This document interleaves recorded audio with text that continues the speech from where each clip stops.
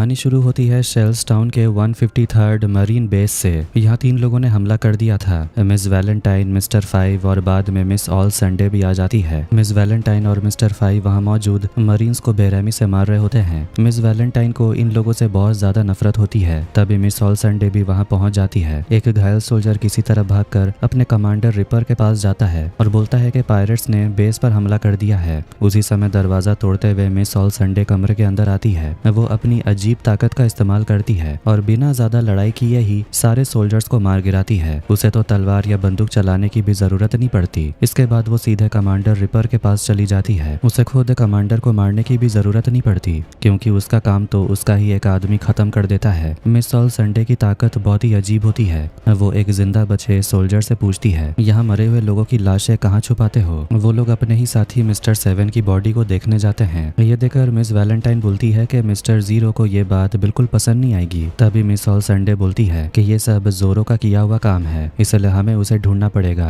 एक घायल सोल्जर डरते डरते बताता है कि वो लोग तो यहाँ से जा चुके हैं, उन्होंने हमला किया और फिर भाग गए। वो लोग ग्रैंड लाइन की तरफ चले गए। ये सुनकर मिस ऑल संडे पूछती है, उनका कैप्टन कौन है? तब सोल्जर एक वांटेड पोस्टर की तरफ इशारा करता है। मिस ऑल संडे उस पोस्टर को देखती है और उसे पता चलता है कि उस पायरेट कैप्टन का नाम है मंकी डी लूफी। इसके बाद कहानी लूफी और उसके दोस्तों के पास चली जाती है। सांजी जहाज पर खाना बना रहा था और उसॉप बम तैयार कर रहा था। दोनों बात कर रहे होते हैं कि उनका सामान धीरे धीरे खत्म हो रहा है। सांजी नामी के लिए उसका फेवरेट ऑक्टोपस बनाता है। तभी नामी सबको बताती है कि उसे ग्रैंड लाइन जाने का सबसे अच्छा रास्ता मिल गया, लेकिन वो रास्ता थोड़ा खतरनाक है। वो कहती है कि वहां जाने के लिए उन्हें रेड लाइन को पार करना पड़ेगा। ये सुनकर उसॉप बोलता है कि खुले समंदर में घूमना तो ज्यादा आसान होगा। नामी उसे बोलती है, अगर तुम हमारे नेविगेटर होते तो हम तो कब के मर चुके होते। वो समझाती है कि एक जगह होती है जिसे काल्म बेल्ट बोलते हैं। जैसे इसका नाम है वैसे ही वो जगह भी है। वहाँ ना हवा चलती है और ना लहरें होती हैं। अगर जहाज वहाँ फंस गया तो हम आगे बढ़ भी नहीं पाएंगे। और सबसे बड़ी बात, वहाँ सी किंग्स रहते हैं, बहुत बड़े और खतरनाक समुद्री राक्षस। तभी सांजी बोलता है कि उनका राशन भी खत्म हो रहा है, इसीलिए ग्रैंड लाइन जाने से पहले उन्हें कहीं रुकना पड़ेगा। सांजी और नामी चाहते हैं कि वो लोग नेवी के एक टापू पर रुकें, लोक टाउन में, क्योंकि नामी को वहाँ शॉपिंग भी करनी है। ये सुनकर उसॉप गुस्सा हो जाता है। वो जोरों से कहता है, इन्हें समझाओ कि हम वहां नहीं जा सकते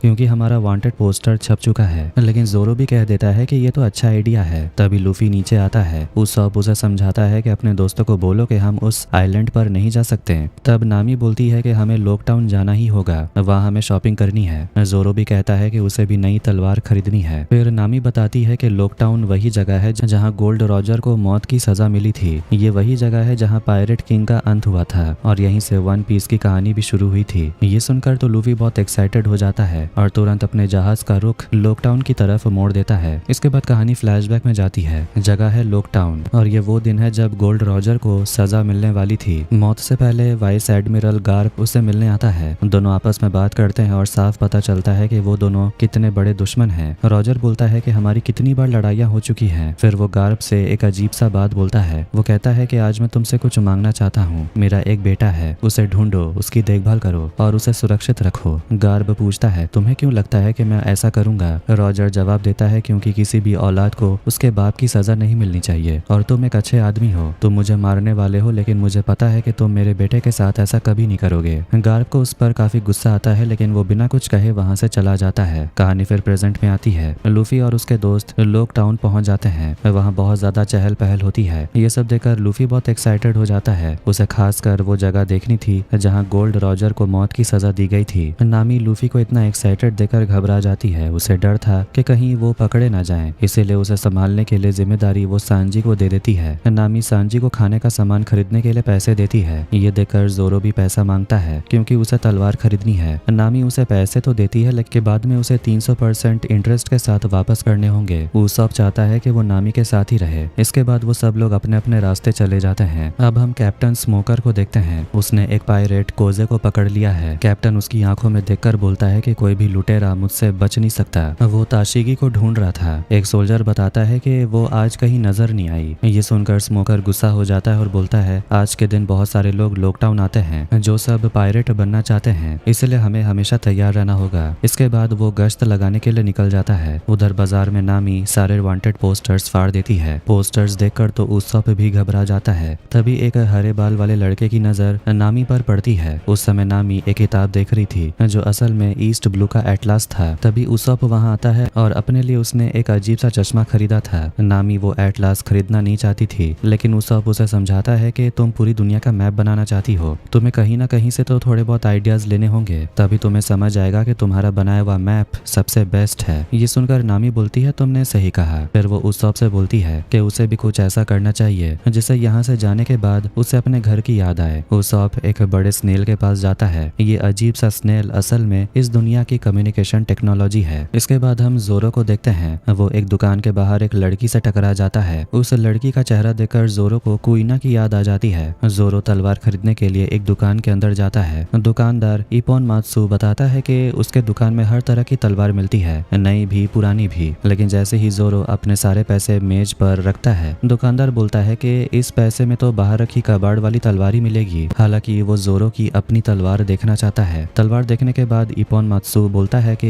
इसमें कोई खास बात नहीं है, लेकिन अगर तुम इसे छोड़ दो तो शायद मैं तुम्हारी थोड़ी मदद कर सकूं। जोरो तुरंत बोलता है कि ये तलवार बिकाऊ नहीं है। तब दुकानदार बोलता है मैं इसके 7.5 लाख दे सकता हूँ। उसी समय वो चश्मा पहनी हुई लड़की अंदर आती है। वो जोरो को पहचान लेती है। वो तलवार को भी पहचान जाती है और बोलती है इसके तो मुझे करोड़ों मिल सकते हैं। असल में उस लड़की का नाम ही ताशिगी था। उसे तलवारों के बारे में बहुत जानकारी थी। इसी वजह से जोरो उससे एक अच्छी तलवार चुनने में मदद मांगता है। जोरो एक तलवार उठाता है। उसे देखते ही ताशिगी हैरान रह जाती और बोलती है इसका नाम तो सांडाई कितेत्सु है। ये एक शापित तलवार है, तुम इसे नहीं ले सकते। वो बताती है कि जितने भी लोगों ने इस तलवार का इस्तेमाल किया उनकी बहुत बुरी मौत हुई है। दुकानदार भी कहता है लड़की सही बोल रही है। वो बताता है कि वो भी इस तलवार से छुटकारा पाना चाहता है, लेकिन इसके शापित होने की वजह से कोई उसे खरीदना नहीं चाहता। जोरो मुस्कुराते हुए बोलता है तो फिर मैं देखना चाहता हूँ कि मेरा जुनून ज्यादा मजबूत है या इस तलवार का शाप। फिर वो अपना एक हाथ आगे बढ़ाता है और तलवार को हवा में उछाल देता है। तलवार घूमते हुए नीचे गिरती है और उसके हाथ को छुए बिना जमीन पर गिर जाती है। जोरो को कोई नुकसान नहीं होता। वो मुस्कुराकर बोलता है अब यह तलवार मेरी हुई।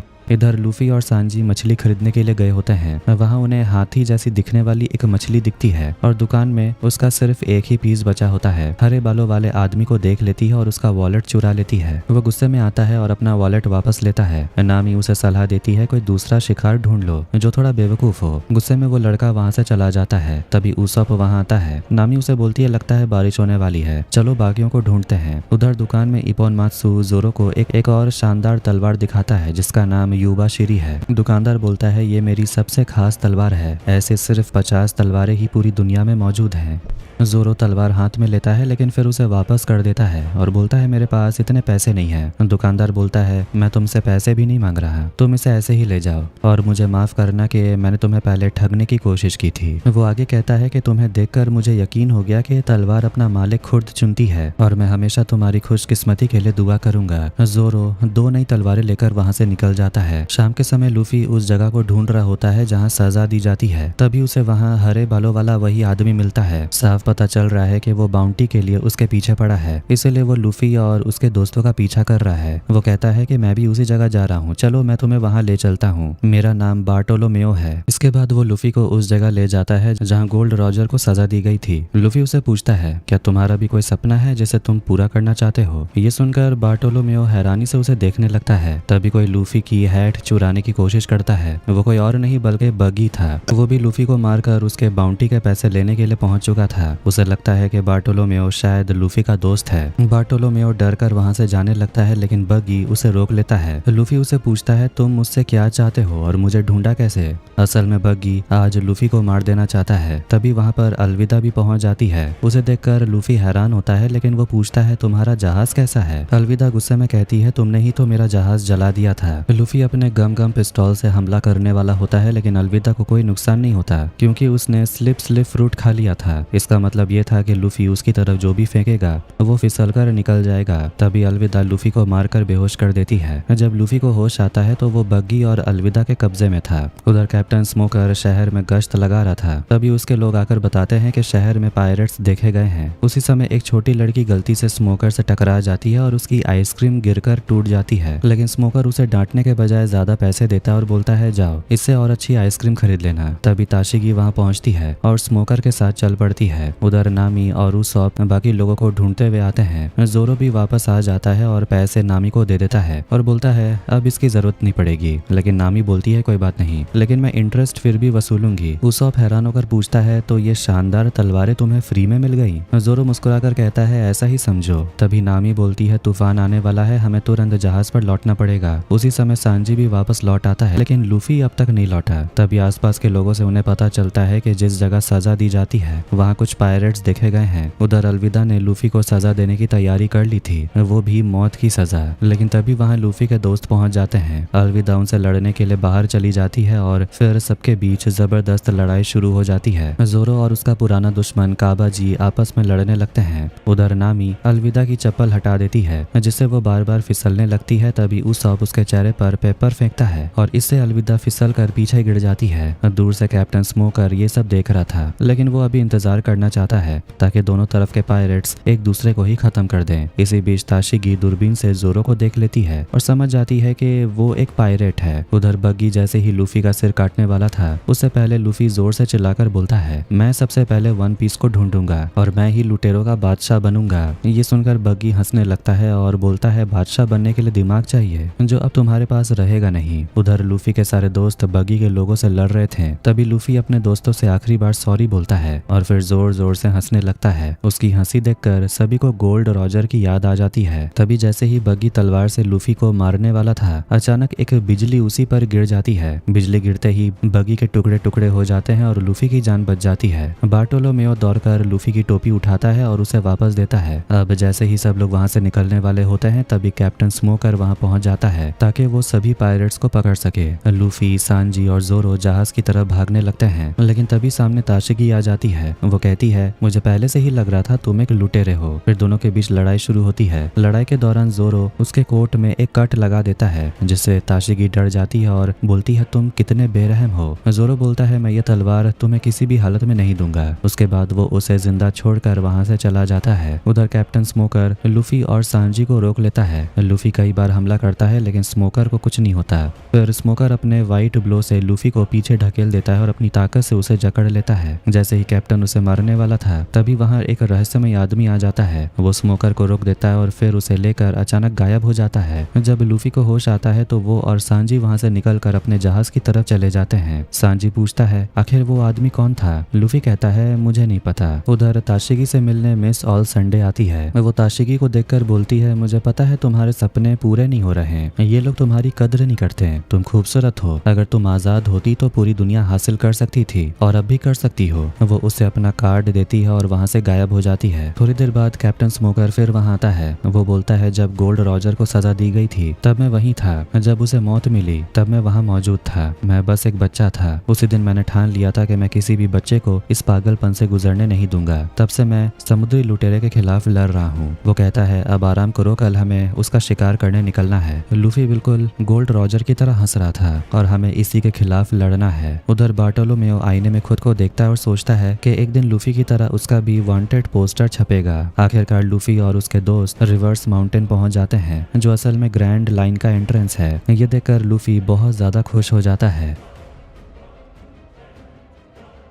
नामी देखकर बताती है कि यही पहाड़ से ग्रैंड लाइन जाने का सबसे अच्छा रास्ता है, लेकिन ये रास्ता बिल्कुल आसान नहीं होने वाला। लूफी जोखिम लेने के लिए तैयार था। फिर सब लोग आगे बढ़ते हैं। रास्ते में उन्हें बहुत सारे टूटे हुए जहाज दिखाई देते हैं और पानी का बहाव भी बहुत तेज था। ये सब देखकर उसॉप बहुत डर जाता है। उसे लगता है कि कहीं उनका जहाज समुद्र में डूब न जाए। उसॉप पूरी ताकत लगाकर जहाज को कंट्रोल करने की कोशिश करता है, लेकिन बहाव इतना तेज था कि जहाज लहरों के सामने टिक नहीं पाती। ज्यादा जोर लगाने की वजह से स्टीयरिंग भी टूट जाती है। अब तो और बड़ी मुसीबत हो गई थी। तब लूफी अपने रबर वाले हाथ आगे बढ़ाकर किसी तरह जहाज को खींचकर आगे ले जाने की कोशिश करता है, पर यह भी काफी नहीं था। अब उन्हें लहरों के ऊपर चढ़कर पहाड़ के ऊपर जाना था। बहुत ज्यादा खतरे के बाद आखिरकार वो सभी ग्रैंड लाइन में एंटर कर जाते हैं, मगर सामने उन्हें एक बहुत बड़ा सा वेल मछली दिखाई देता है। लूफी चिल्लाकर बोलता है वेल मछली सामने से हट जा, लेकिन जहाज रुक नहीं पाता और आखिरकार वो लोग उस वेल के मुंह के अंदर चले जाते हैं। थोड़ी देर बाद लूफी को होश आता है। वो खुद को एक चट्टान के ऊपर पाता है, पर वो अकेला था। वो उस मछली से कहता है मेरी क्रू मुझे वापस कर, लेकिन व्हेल उसकी बात नहीं सुनता और पानी के अंदर चला जाता है। तभी एक बूढ़ा आदमी वहाँ से आवाज लगाता और बोलता है तुम्हें मेरी जरूरत पड़ेगी। वो अपने मशीन से एक दवाई निकालकर व्हेल के शरीर में इंजेक्ट करता है, जिससे व्हेल मछली शांत हो जाती है। लूफी उस बूढ़े आदमी से पूछता है मेरे दोस्त भी अंदर हैं, वैसे आप कौन हैं? बूढ़ा आदमी जवाब देता है मेरा नाम क्रोकस है, मैं यहाँ का लाइट हाउस कीपर हूँ, और रही बात तुम्हारे दोस्तों की तो उन्हें भूल जाओ। उधर उस व्हेल के पेट के अंदर उसॉप, नामी और बाकी सब फंसे हुए होते हैं और उन्हें तो लूफी की बहुत चिंता हो रही थी। नामी बोलती है वो जरूर ठीक होगा, अब हमें मिलकर यहाँ से निकलने का कोई रास्ता ढूंढना होगा। दूसरी तरफ लोकटाउन में कैप्टन स्मोकर लूफी को पकड़ने के लिए निकलने वाला होता है, तभी वहाँ गार्प पहुंच जाता है। वो पूछता है नौसेना का इतना बड़ा अधिकारी यहाँ कैसे? स्मोकर जवाब देता है बस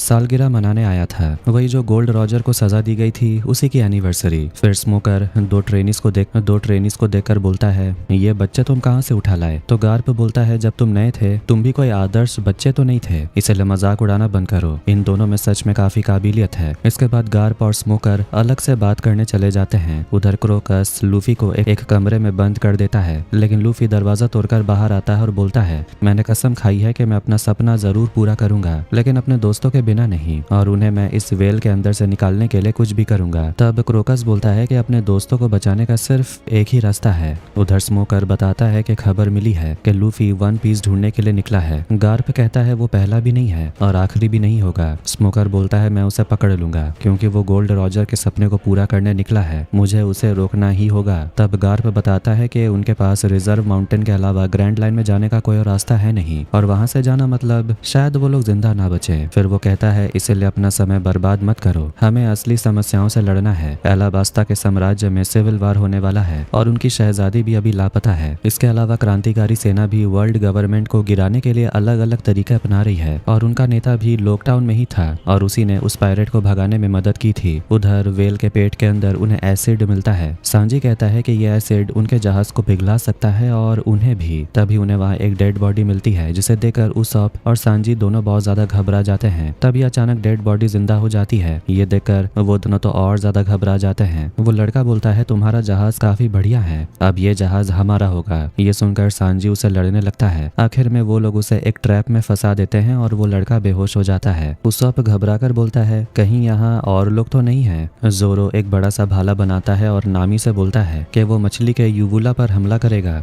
इससे मछली उल्टी करेगी और वो लोग बाहर निकल जाएंगे। ये सुनकर नामी बोलती है ये तो बहुत ही बेवकूफी वाला प्लान है। जोरो के जाते ही वहाँ एक लड़की आ जाती है जो बहुत लड़ाकू होती है और सीधे नामी पर हमला कर देती है। वो कहती है मुझे तुम्हारा जहाज चाहिए। तभी सांजी और उसॉप वहाँ आते हैं और उस बेहोश लड़के को भी साथ लाते हैं। उधर क्रोकस मछली के लिए नींद की दवाई तैयार कर रहा था। लूफी तो शांत बैठने वाला था नहीं, उसे तो बकर बकर करने की आदत जो है, इसलिए क्रोकस उसे समझाता है कि मुझे अपना काम करने दो, तुम अभी शांत बैठो। फिर वो बताता है कि वो उस मछली को दिन में 20 बार ये दवाई देता है ताकि वो अपना सिर पटक पटक कर मर ना जाए। लूफी पूछता है आप उसे दवाई क्यों देते हैं, क्या वो मछली आपकी पालतू है? क्रोकस कहता है नहीं, मुझे जानवर पसंद नहीं है, मैं उसे इसलिए बचा रहा हूँ क्योंकि मैंने एक वादा किया था। कहानी फ्लैशबैक में चली जाती है। क्रोकस अपने साथियों के साथ एक जहाज पर था। वहाँ कैलिको योर्की नाम का एक आदमी भी था। वो अपने टोली के साथ उस जहाज पर था और उसके साथ एक छोटा सा व्हेल भी था। क्रोकस पूछता है तुम इसे यहाँ क्यों लेकर आए, ये बाकी मछलियों को खा जाएगी। तभी कैलिको बताता है कि ये मछली वेस्ट ब्लू से उनका पीछा करते हुए यहाँ तक आ गई। बेचारा अपने झुंड से बिछड़ गया था। उनके लोगों का उस मछली से काफी लगाव हो गया और उस मछली को तो म्यूजिक बहुत पसंद भी था। क्रोकस बोलता है कि इस समुद्र में एक मासूम जानवर को छोड़ देना गलत है। तब कैलिको क्रोकस से वादा लेता है कि वो उस मछली लबून का ख्याल रखेगा। जाने से पहले वो सब लबून से वादा करते हैं कि वो लोग वापस आएंगे और उसे ढेर सारी कहानियां सुनाएंगे। तब से उस मछली की जिम्मेदारी क्रोकस के ऊपर है, लेकिन लबून के दोस्त चले गए और फिर कभी वापस नहीं आए। हालांकि किसी ने उनका जहाज ग्रैंड लाइन से बाहर जाते हुए देखा था। लबून को लगता है कि उनके दोस्त उस दीवार के उस पार हैं, इसलिए वो बार बार उस दीवार को तोड़ने की कोशिश करता है। क्रोकस बताता है कि उसने उसे कई बार समझाने की कोशिश की कि अपना सिर मत पटको वरना उसकी जान चली जाएगी, लेकिन लबून मछली उसकी बात सुनता ही नहीं। क्रोकस को डर है कि एक दिन दवाई भी असर करना बंद कर देगी और फिर पता नहीं क्या होगा। ये सुनकर लूफी उसकी मदद करना चाहता है।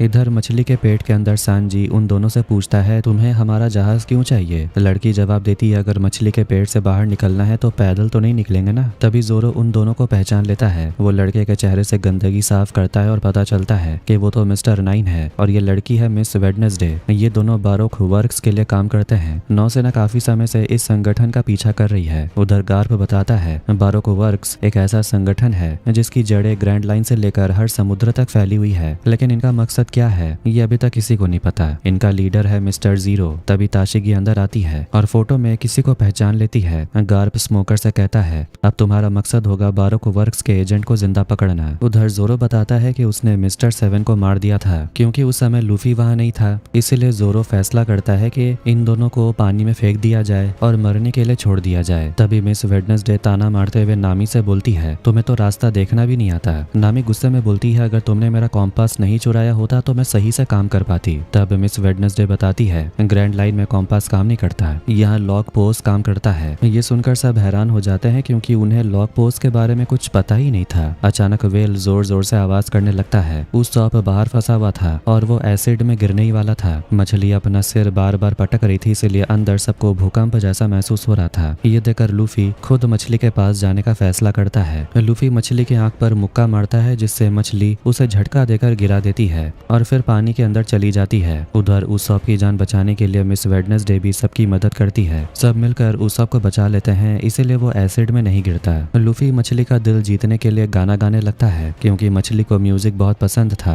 थोड़ी देर बाद लबून ऊपर आता है। लूफी इमोशनल होकर उसे बोलता है मुझे मेरे दोस्तों की जरूरत है, उन्हें बाहर आने दो। तभी लबून अपना मुंह खोल देती है। फिर सब मिलकर अपना जहाज बाहर निकाल लेते हैं। लूफी अपने दोस्तों को जिंदा देखकर बहुत खुश होता है। क्रोकस भी ये देखकर काफी इम्प्रेस हो गया था। उधर कोबी और हेलमेपो आपस में बात कर रहे थे। तभी वहाँ ताशिगी आती है और फिर तीनों की बातचीत शुरू होती है। ताशिगी अपने सपनों के बारे में बताती है कि वो हमेशा तलवार चलाना सीखना चाहती थी। उसे लगता है जैसे तलवारें उससे बात करती हैं। हर तलवार का अपना एक नाम होता है। वो कहती है कि ज्यादातर अच्छी तलवारें समुद्री लुटेरों के हाथों में हैं। अगर उसका बस चले तो वो उन सबके हाथों से तलवारें छीन कर उन्हें सजा दे दे। तब कोबी कहता है कि मेरा भी सपना था कि मैं सबको इंसाफ दिलाऊं, इसलिए मैं नौसेना में आया हूँ। उधर मछली के पेट के बाहर आने के बाद सब लोग लाइट हाउस में आराम कर रहे थे। सांजी सबके लिए खाना बनाता है। वो लोग सोच रहे होते हैं कि मिस्टर 9 और मिस वेडनेसडे का क्या करना चाहिए। हालांकि उस लड़की ने उसॉप की जान बचाई थी, लेकिन उस पर पूरी तरह भरोसा भी नहीं किया जा सकता।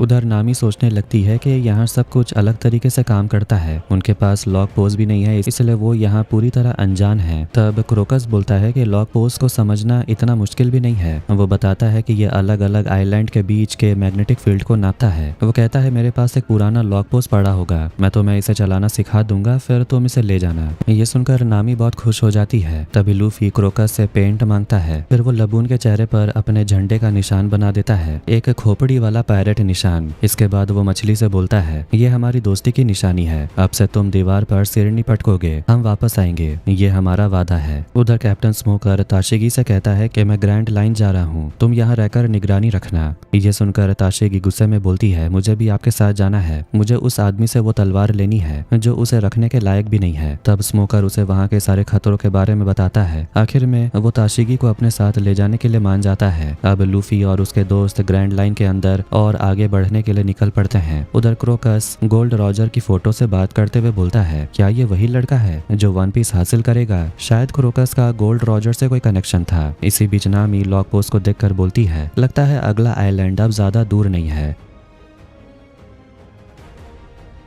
जोरो अकेले बैठकर तलवारबाजी की प्रैक्टिस कर रहा था। तभी उसे मीहॉक की याद आने लगती है। इतने में उसॉप जोर से चिल्लाता है और जोरो का ध्यान टूट जाता है। उसॉप ने एक बहुत बड़ी मछली पकड़ ली थी। सांजी उस मछली को पकाता है और बहुत खुश होता है क्योंकि ग्रैंड लाइन की मछलियां ईस्ट ब्लू के मछलियों से कई ज्यादा स्वादिष्ट होती हैं। ये सब देखकर मिस्टर 9 हैरान होता है। वो सोचता है कि ये कैसे लोग हैं जो सिर्फ एक मछली देखकर इतने खुश हो रहे हैं। बाहर बहुत तेज बारिश हो रही थी। नामी बारिश देखकर बहुत खुश हो रही थी। ये देखकर मिस्टर 9 को तो और भी अजीब लगता है। थोड़ी देर बाद अचानक बारिश की जगह बर्फ गिरने लगती है। बर्फ देखते ही उसॉप और सांजी बच्चे की तरह बाहर भाग जाते हैं। ये सब देखकर मिस्टर 9 सोचने लगता है कि आखिर समुद्री लुटेरों का क्या हाल हो गया है। तभी जोरो उसे बोलता है शायद तुम भूल रहे हो कि मैंने मिस्टर 7 का क्या हाल किया था। उधर लूफी मिस वेडनेसडे के साथ था जिसे बांध कर रखा गया था। मिस वेडनेसडे सामने रखे चाकू को लेने की कोशिश करती है लेकिन वो वहां तक पहुंच नहीं पाती। लूफी उसे खाना भी ऑफर करता है। मिस वेडनेसडे बोलती है जल्दी अपनी पूछताछ खत्म करो। लूफी लूफी जवाब देता है, मैं पूछताछ नहीं कर रहा, मैं बस तुम्हें जानने की कोशिश कर रहा हूँ। तब मिस वेडनेसडे बोलती है कि तुम बस इतना जान लो कि मैं बरोक वर्क्स की एक एजेंट हूँ, इतना जानना ही काफी है। उधर बाहर उसॉप बर्फ में एक स्नोमैन बना रहा था। लूफी अचानक मिस वेडनेसडे को आजाद कर देता है और उसे बाहर लेकर आता है। यह देखकर सब लोग चौंक जाते हैं। लूफी कहता है कि मेरा मन कहता है ये हम पर हमला नहीं करेगी। तभी मिस्टर 9 बोलता है कि तो मुझे भी तुम आजाद कर दो। बाकी सब लोग लूफी को समझाते हैं ऐसा मत करो। उसी समय उन्हें सामने एक टापू दिखाई देता है। सब लोग उसे देखने के लिए जहाज के किनारे आ जाते हैं। मौका देकर मिस्टर 9 और मिस वेडनेसडे भाग निकलते हैं। असल में उस टापू का नाम कैक्टस आइलैंड है और वहाँ उस शहर का नाम है विस्की पीक। जैसे ही लूफी और उसके दोस्त वहाँ पहुँचते हैं, वहाँ रहने वाले लोग उन्हें अजीब नजरों से देखने लगते हैं। तभी सामने एक आदमी आता है और पूछता है क्या तुम सब समुद्री लुटेरे हो। लूफी तुरंत एक्साइटेड होकर अपना परिचय देता है और बोलता है हाँ, और मैं समुद्री लुटेरों का राजा बनने वाला हूँ। ये सुनते ही दो आदमी लूफी को गले लगा लेते हैं और बोलते हैं कि उन्हें शहर विस्की पीक में समुद्री लुटेरों का स्वागत किया जाता है। वो आदमी बताता है कि उसका नाम इगरम है और वो इस शहर का मेयर है। लूफी पूछता है क्या तुम्हें हथियारे भी पसंद हैं, क्योंकि हमारे जहाज से 2 हत्यारे भाग गए थे और शायद इसी टापू पर आए होंगे। नामी पूछती है लॉक पोस्ट को रीसेट होने में कितना समय लगेगा। इगरम कहता है उसके लिए उन्हें कल सुबह तक रुकना होगा, मतलब उन्हें आज रात यहीं गुजारनी पड़ेगी। इगरम कहता है तब तक वो लोग शहर में मजे कर सकते हैं, बस बदले में उन्हें अपने एडवेंचर की कहानियां सुनानी होंगी। फिर वो सब लोग एक बार में जाते हैं और शहर के लोगों को अपने एडवेंचर की कहानियां सुनाते हैं। सब मिलकर जश्न मनाते हैं। दूसरी तरफ मिस्टर 9 और मिस वेडनेसडे पानी से बाहर आ चुके थे। अब दोनों लूफी और उसके दोस्तों को ढूंढने निकल पड़ते हैं। इधर लूफी और नामी पेट भरकर खाना खा रहे थे और ड्रिंक्स कर रहे थे। सांजी लड़कियों को इम्प्रेस करने में लगा हुआ था। नामी एक नन के साथ जुआ खेलकर कुछ पैसे जीत लेती है, लेकिन नन बोलती है वो पैसे दान के थे।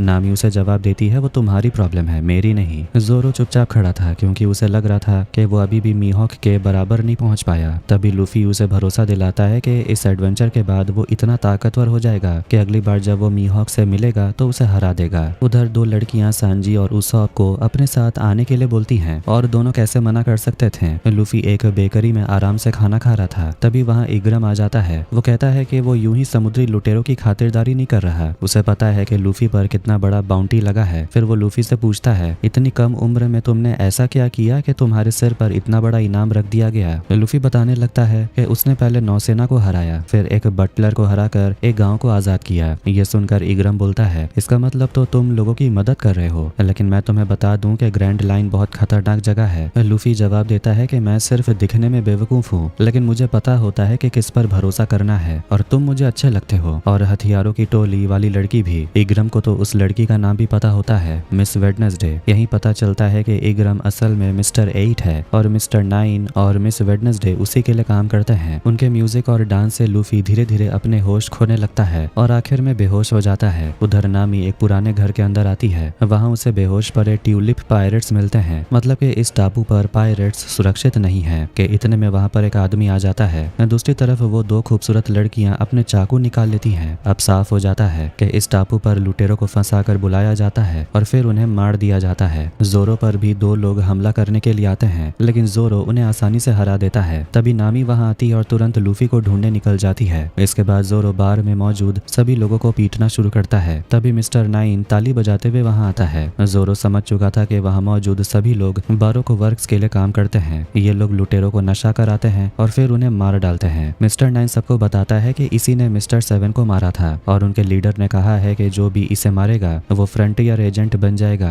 ये सुनते ही वो सारे एजेंट जोरो से लड़ने के लिए तैयार हो जाते हैं, लेकिन जोरो और उसकी तलवारों के सामने कोई टिक नहीं पाता। तभी एक नन किसी तरह उसे भटका देती और उस पर हमला करती है। जोरो किसी तरह उसे भी निपटा लेता है। उसी समय उसे मीहॉक की याद आती है। उसे लगता है जैसे मीहॉक बोल रहा हो तुम अभी भी मेरे जैसे नहीं बन पाए, 100 में से सिर्फ 40 को ही हराया है तुमने। उधर मिस वेडनेसडे और मिस्टर 8 लूफी का जहाज चुराने की प्लानिंग कर रहे थे और दोनों वहां से भाग निकलते हैं। इसी बीच लूफी आखिरकार होश में आ जाता है। जोरो अपनी पूरी ताकत लगाकर सभी एजेंट से लड़ रहा था। फिर वो उस जगह पहुंचता है जहां उन 2 खूबसूरत लड़कियों ने सांजी और उसॉप को बंदी बना लिया था। जोरो उन दोनों लड़कियों से भी लड़ता है, जिसके बाद वो सांजी और उसॉप से बोलता है जाओ जहाज तैयार रखो। जोरो आखिरकार 85 लोगों को हरा देता है। ये देखकर मिस्टर 9 काफी हैरान था क्योंकि एक अकेला आदमी सबसे लड़ रहा था। उधर लूफी मिस वेडनेसडे और मिस्टर 8 को रोक लेता है। तभी नामी भी वहां पहुंच जाती है। मिस वेडनेसडे उनसे बोलती है यहाँ जो कुछ भी हो रहा है वो तुम्हारी समझ से बहुत बड़ा है, लेकिन वो उसकी बातों पर ध्यान नहीं देते। मिस्टर 8 माफी मांगते हुए बोलते हैं हम वही कर रहे हैं जो हमें करना चाहिए। मिस वेडनेसडे कुछ बोलने ही वाली थी कि तभी वहाँ मिस्टर 5 और मिस वैलेंटाइन पहुंच जाते हैं। उन्हें खबर मिली थी कि कोई उनके संगठन में घुसकर अंदर की जानकारी निकालने की कोशिश कर रहा है। मिस्टर 5 अपनी नाक से कुछ निकालता है और एक बॉम्ब फोड़ता है। ये देखकर चारों वहां से भाग जाते हैं। जोरो अपनी तलवारें एक साथ निकालता और हमला कर देता है। वो सबको आसानी से हरा देता है। फिर वो मिस्टर 9 से बोलता है कि अब मैं तुम्हारा ताज छीनूंगा। आखिर में दोनों के बीच लड़ाई शुरू होती है। मिस्टर 9 धीरे धीरे कमजोर पड़ने लगता है। तभी सामने मिस मंडे आ जाती है, वही नन जिससे नामी ने पैसे जीते थे। मिस मंडे बहुत ताकतवर थी। मौका देकर मिस्टर 9 जोरो को अपने ट्रिक में फंसा लेता है। उधर मिस वैलेंटाइन मिस वेडनेसडे को शहजादी कहकर बुलाती है। ये सुनकर लूफी चौंक जाता है। फिर वो जोरदार धमाका करते हैं और वहां से चले जाते हैं। धमाके की आवाज सुनकर जोरो मिस्टर 9 और मिस मंडे पर फिर हमला कर देता है। अब तक वो कुल 99 लोगों को हरा चुका था। तभी पीछे से एक आदमी आता है और जोरो उसे भी मार देता है। इस तरह उसका 100 लोगों को हराने का लक्ष्य पूरा हो जाता है। लेकिन तभी उसे फिर से मीहॉक की आवाज सुनाई देती है। खुद पर इतना गर्व करने की जरूरत नहीं। नामी मिस वेडनेसडे से पूछती है, अपनी असलियत बताओ, तुम कौन हो और ये शहजादी वाली बात क्या है? मिस वेडनेसडे बताती है कि वो और इग्राम असल में बारोको वर्क्स में शामिल हुए थे ताकि अंदर से उस संगठन को खत्म कर सकें, लेकिन अब उनका राज खुल चुका है, इसलिए सब उनके पीछे पड़ गए हैं। वो कहती है अभी हमें यहाँ से निकलना होगा वरना हम सब मारे जाएंगे। इग्राम बहुत बुरी तरह घायल हो चुका था। वो कहता है मैं जहाज तक नहीं पहुंच पाऊंगा। ये सुनकर मिस वेडनेसडे बहुत रोती है। तभी इग्राम लूफी और नामी से बोलता है, तुम्हें हमारी शहजादी को सुरक्षित जगह तक पहुंचाना होगा। हमारे देश का भविष्य इसी पर निर्भर है। लूफी तुरंत वादा कर देता है, लेकिन नामी पीछे से बोलती है, रुको, हम तो इन्हें जानते भी नहीं। फिर वो बोलती है, तुम्हारी शहजादी को बचाने के लिए हमें 1 अरब बेरी चाहिए। जोरो वहां पहुंचता है और पूछता है कि यहाँ चल क्या रहा है। नामी उसे बताती है कि शहजादी को यहाँ से सुरक्षित निकालना होगा।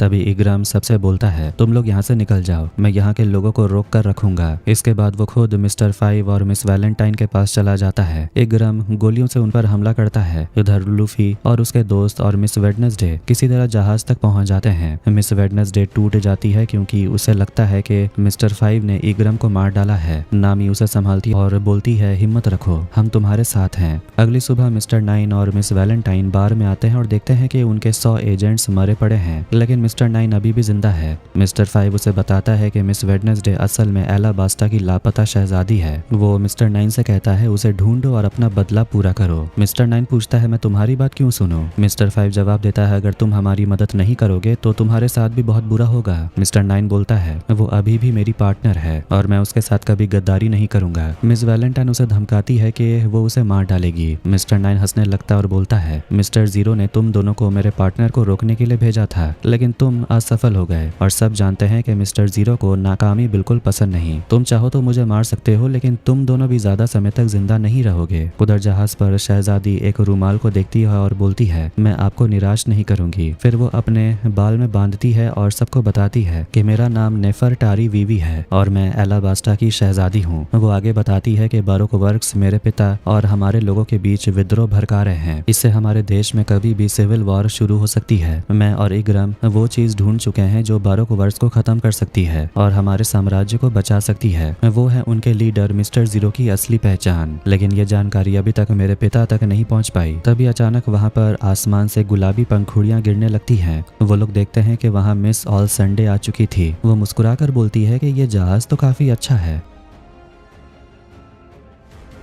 नेफरतारी वीवी सबको बताती है कि ये है मिस ऑल संडे, जो बारोको वर्क्स के लीडर का दाहिना हाथ है। ये सब सुनते ही सब लोग मिस ऑल संडे पर हमला करने के लिए तैयार हो जाते हैं, लेकिन वो बिल्कुल आराम से अपनी शक्ति का इस्तेमाल करके सभी को आसानी से हरा देती है। फिर मिस ऑल संडे लूफी की टोपी उठा लेती है और बोलती है, बदकिस्मती से तुम्हारा लॉक पोस्ट तुम्हें जिस टापू की तरफ ले जा रहा है उसे लिटिल गार्डन बोलते हैं और वहां से जिंदा बचकर निकलना तुम्हारे बस की बात नहीं। इसके बाद संडे उन्हें एक इटर्नल पोज देती है और बोलती है, ये ऐसा लोक पोज है जो हमेशा एक ही टापू की तरफ इशारा करता है और उसकी मदद से तुम सीधा किसी दूर के टापू पर जा सकते हो। फिर वो लूफी को उसकी टोपी वापस देती और पूछती है, तो क्या तुम मेरे साथ डील करोगे? लेकिन किसी को भी मिस ऑल संडे पर भरोसा नहीं था। तभी लूफी उस इटर्नल पोज को तोड़ देता और बोलता है, ये जहाज कहाँ जाएगा ये मैं खुद तय करूंगा। संडे ये सब देखकर बोलती है कि तुमने शहजादी को बचाने की कोशिश की, इसीलिए उसके दुश्मन अब तुम्हारे पीछे पड़ेंगे। तुम्हें क्या लगता है कि तुम उन सबसे लड़ पाओगे? और तुम्हारे दोस्त तो रबड़ के नहीं है। इतना इतना कहकर वो वहाँ से चली जाती है। इसके बाद वीवी सबको कहती है, हमने उसका ऑफर ठुकरा कर गलती कर दी, मेरे दुश्मन अब तुम सबके पीछे आएंगे। फिर वो लूफी से थैंक यू बोलती है क्योंकि उसने उसे विस्की पीक से बाहर निकालने में मदद की थी, लेकिन वो ये भी बोलती है कि मैं हमेशा तुम्हारे साथ रह नहीं सकती।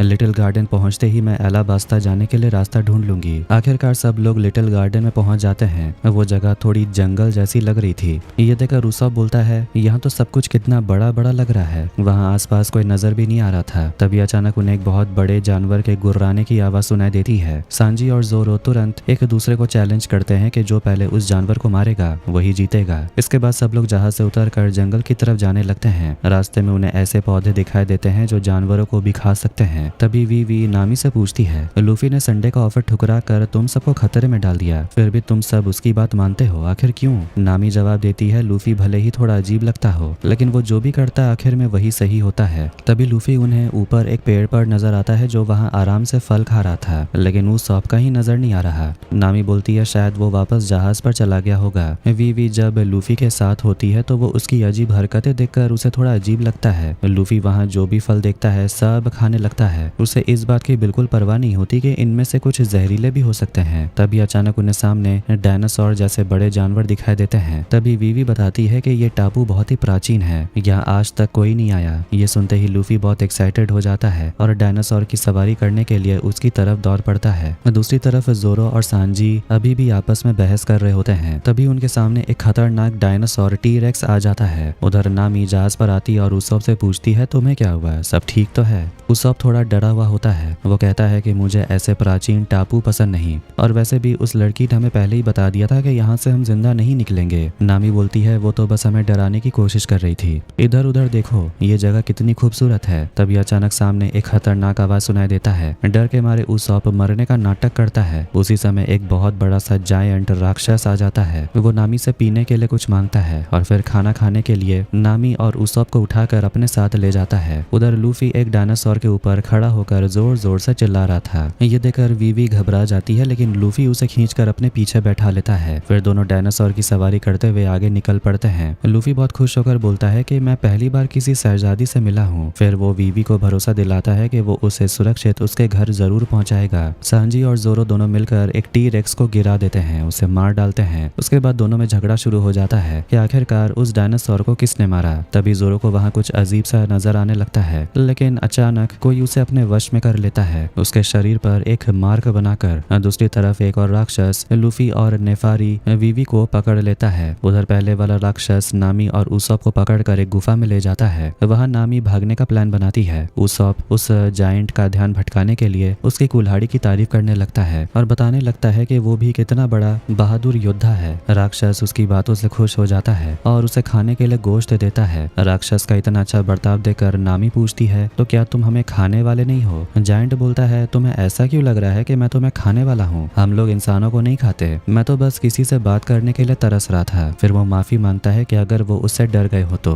इसके बाद राक्षस अपना परिचय देता है। वो कहता है, मेरा नाम ब्रॉगी है, मैं एल्बाफ का सबसे ताकतवर योद्धा हूँ। दूसरी तरफ मिस्टर 5 और मिस वैलेंटाइन भी लिटिल गार्डन टापू पर पहुंच जाते हैं। वो सोच रहे होते हैं कि अगर उनका प्लान फेल हो गया तो मिस्टर 0 उन्हें मार डालेगा। तभी उन्हें जंगल के बीच एक सफेद मोम का घर दिखाई देता है। वहाँ अंदर से मिस्टर 3 बाहर आता है, जो बोलता है, तुम दोनों का मिशन अब मैंने अपने हाथों में ले लिया है, मेरी पार्टनर पहले ही इस प्लान को अंजाम दे रही है। फिर वो कहता है, और रही बात तुम दोनों की, तो मैं तुम्हें मार कर समुद्र में फेंक दूंगा। मुझे नहीं लगता कि मिस्टर 0 को इससे कोई फर्क पड़ेगा। उधर जिस राक्षस ने लूफी और वीवी को पकड़ा था वो भी काफी दोस्ताना स्वभाव का लगता था। लूफी को उससे बात करके काफी मजा आ रहा था। लूफी उसे अपना नाम बताता है और बोलता है कि मैं लुटेरों का बादशाह बनना चाहता हूँ। वो जायंट बताता है कि मेरा नाम डोरी है। लूफी कहता है, इस लड़की का नाम नेफारटारी वीवी है, ये एक शहजादी है। डोरी तुरंत बोलता है, अगर ये शहजादी है तो क्या मुझे सिर झुकाना पड़ेगा? वीवी कहती है, नहीं, इसकी कोई जरूरत नहीं, मुझे बस अपने राज्य वापस पहुंचना है। फिर वो दुखी होकर बताती है कि उसका साथी ईगराम मर चुका है और वो उसे बचाने के लिए कुछ भी नहीं कर पाई। डोरी ये सुनकर बोलता है, सुनकर लगता है कि वो एक सच्चा योद्धा था।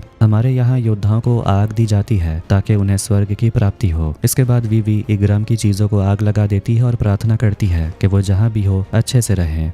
उधर ब्रॉगी भी अपने बारे में बहुत कुछ बता रहा था। ये सुनकर नामी बोलती है, ये लोग तो हमारी तरह ही लगते हैं। तब उसप उसे पूछता है, तुम्हारा एल्बाफ कैसा है? ब्रॉगी बताता है, हमारा राज्य बहुत ही सुंदर है और वहाँ के योद्धा बहुत बहादुर होते हैं। इतने में अचानक पहाड़ हिलने लगता है। उसप घबरा जाता है, मगर ब्रॉगी उसे बोलता है, घबराओ मत, ये तो बस ज्वालामुखी है। फिर वो लड़ने के लिए तैयार हो जाता है और बोलता है, इस टापू पर एक और राक्षस रहता है। जब भी ज्वालामुखी फटता है तो हम दोनों मौत आने तक एक दूसरे से लड़ते हैं। उधर डोरी भी लूफी और वीवी को यही कहानी बता रहा था कि वो दोनों 100 साल से लड़ रहे हैं। वीवी हैरान होकर पूछती है, लेकिन किस लिए? ब्रॉगी कहता है, सच कहूँ तो वजह तो मुझे अब याद भी नहीं है। नामी समझाती है, जब वजह याद ही नहीं है तो फिर लड़ाई करने का फायदा क्या? लेकिन राक्षस वहाँ से लड़ने के लिए निकल जाता है। नामी दोनों राक्षसों को लड़ने से रोकना चाहती है, लेकिन उसप को इसमें ज्यादा दिलचस्पी नहीं होती और वो वहाँ से चला जाता है। जैसे ही उसप जाता है वहाँ कोई और आता है और वो नामी के पैर पर एक खास निशान बनाती है और नामी किसी के वश में आ जाती है। उधर जोरो अनार काटते हुए लगातार हंस रहा था। सांजी उसका ये बर्ताव देखकर पूछता है, तुम्हें कुछ हुआ है क्या? जोरो अपनी हंसी रोकने की कोशिश करते हुए बोलता है, पता नहीं, मैं अपनी हंसी रोकने की बहुत कोशिश कर रहा हूँ लेकिन रुक ही नहीं रही। जैसे ही सांजी वहाँ से जाता है तभी वहाँ मिस वैलेंटाइन आती है। दूसरी तरफ दोनों राक्षस एक दूसरे से मिलते हैं। लड़ाई शुरू करने से पहले दोनों एल पीने वाले होते हैं। ये सब देखकर मिस वैलेंटाइन मिस्टर 5 से पूछती है, क्या तुमने उसमें मिला दिया? मिस्टर 5 कहता है, हाँ। एल पीने के बाद दोनों राक्षस एक दूसरे से लड़ने के लिए तैयार हो जाते हैं और लड़ाई शुरू होती है। ये देखकर उसप सोचता है, अगर एल्बाफ में ऐसे ही योद्धा रहते हैं तो मैं भी एक दिन वहां जाना चाहता हूँ। लूफी कहता है, मैं भी जाना चाहता हूँ। फिर दोनों वादा करते हैं कि एक दिन साथ में एल्बाफ जाएंगे। उधर नामी एक पत्थर के ऊपर लेटी हुई थी और अजीब अजीब बातें कर रही थी। इस बीच ब्रॉगी के मुंह से काला धुआं निकलने लगता है और उसके मग से भी धुआं उठता है। ये देखकर वीवी समझ जाती है कि डोरी ने ब्रॉगी को जहर दे दिया। उसप तुरंत बोलता है, ऐसा नहीं हो सकता,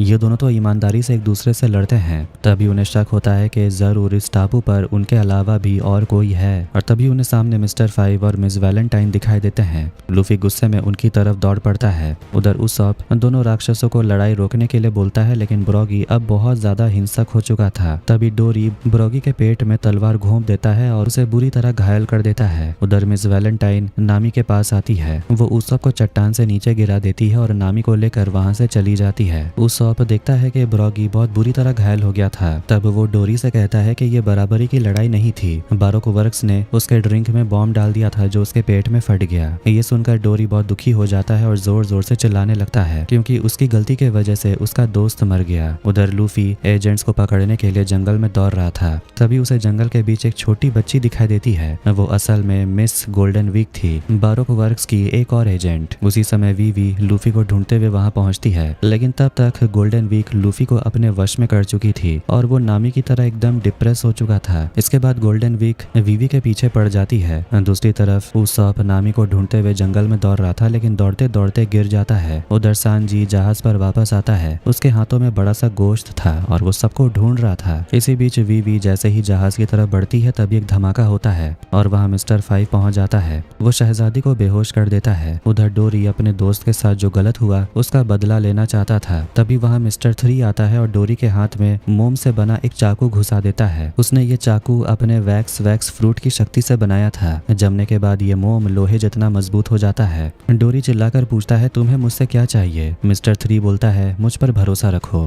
फिर वो डोरी को मोम से ढक देता है। थोड़ी देर बाद वीवी को होश आता है। वो देखती है कि नामी और जोरो भी उसके साथ कैद में है और ये देखकर वीवी घबरा जाती है कि अब वो यहाँ से कैसे निकलेगी।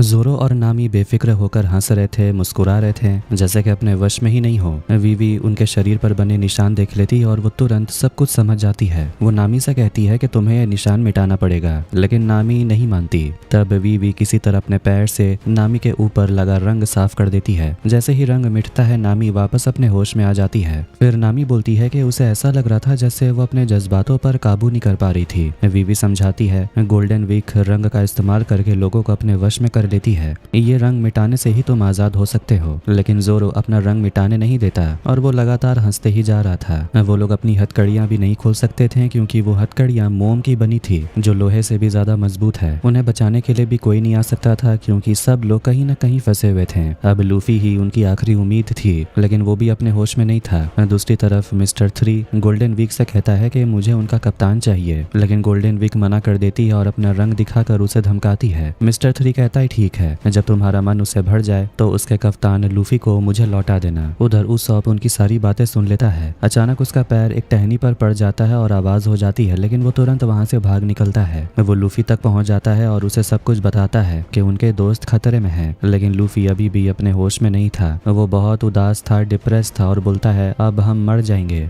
उसॉप उसे समझाता है तुमने जो भी नशा किया है उससे बाहर आओ, हमें अपने दोस्तों को बचाना है, तुम्हें हार नहीं माननी है। जैसे ही उसॉप वहां से जाता है गोल्डन वीक वहां पहुंच जाती है और बोलती है मैं अपने नए खिलौने के साथ पिकनिक मनाने आई हूँ, मतलब तुम्हारे साथ। उधर उसॉप सांजी को ढूंढते हुए जंगल में भटक रहा था। इसी बीच सांजी मिस्टर 3 के मोम वाले घर के पास पहुंच जाता है और अंदर चला जाता है, लेकिन अब वहां जोरो, नामी और वी नहीं होते। असल में बारोक वर्क्स के एजेंट ने उन तीनों को अपने दूसरे जाल में फंसा दिया था। उनके हाथ पैर जमे हुए थे। मिस्टर 3 ने वहां एक केक जैसा जाल बनाया था। मिस्टर 5 उसमें आग लगा देता है जिससे मोम धीरे धीरे पिघलकर उन तीनों के ऊपर गिरने लगता है। मिस्टर 3 बोलता है इस तरह तुम तीनों मोम के पुतले बन जाओगे। मिस्टर 5 गुस्से में बोलता है तो मतलब हम मोम पिघलने तक बस यहाँ तमाशा देखते रहेंगे। अब इस बात पर दोनों के बीच बहस होने लगती है। तभी नामी उन्हें भड़काने के लिए बोलती है आखिर तुम्हारी इस कलाकारी से क्या होगा? जोरो को देखो, वो तो हंस रहा है, उसे तो दर्द भी नहीं हो रहा। क्या यही है तुम्हारी सजा? ये सुनकर मिस्टर 3 तुरंत जोरो के पैर पर निशान मिटा देता है। होश में आते ही जोरो तुरंत मिस्टर 3 पर हमला कर देता है। वो अपनी तलवार से मोम को काटने की कोशिश करता है पर कोई फायदा नहीं होता। मिस्टर 3 मुस्कुराते हुए बोलता है कि ये मोम स्टील से भी ज्यादा सख्त है। अब मिस्टर 3 को उनका रिएक्शन देखकर काफी मजा आ रहा था। दूसरी तरफ गोल्डन वीक लूफी के साथ बातें कर रही थी। लूफी अपने दोस्तों के लिए रो रहा था।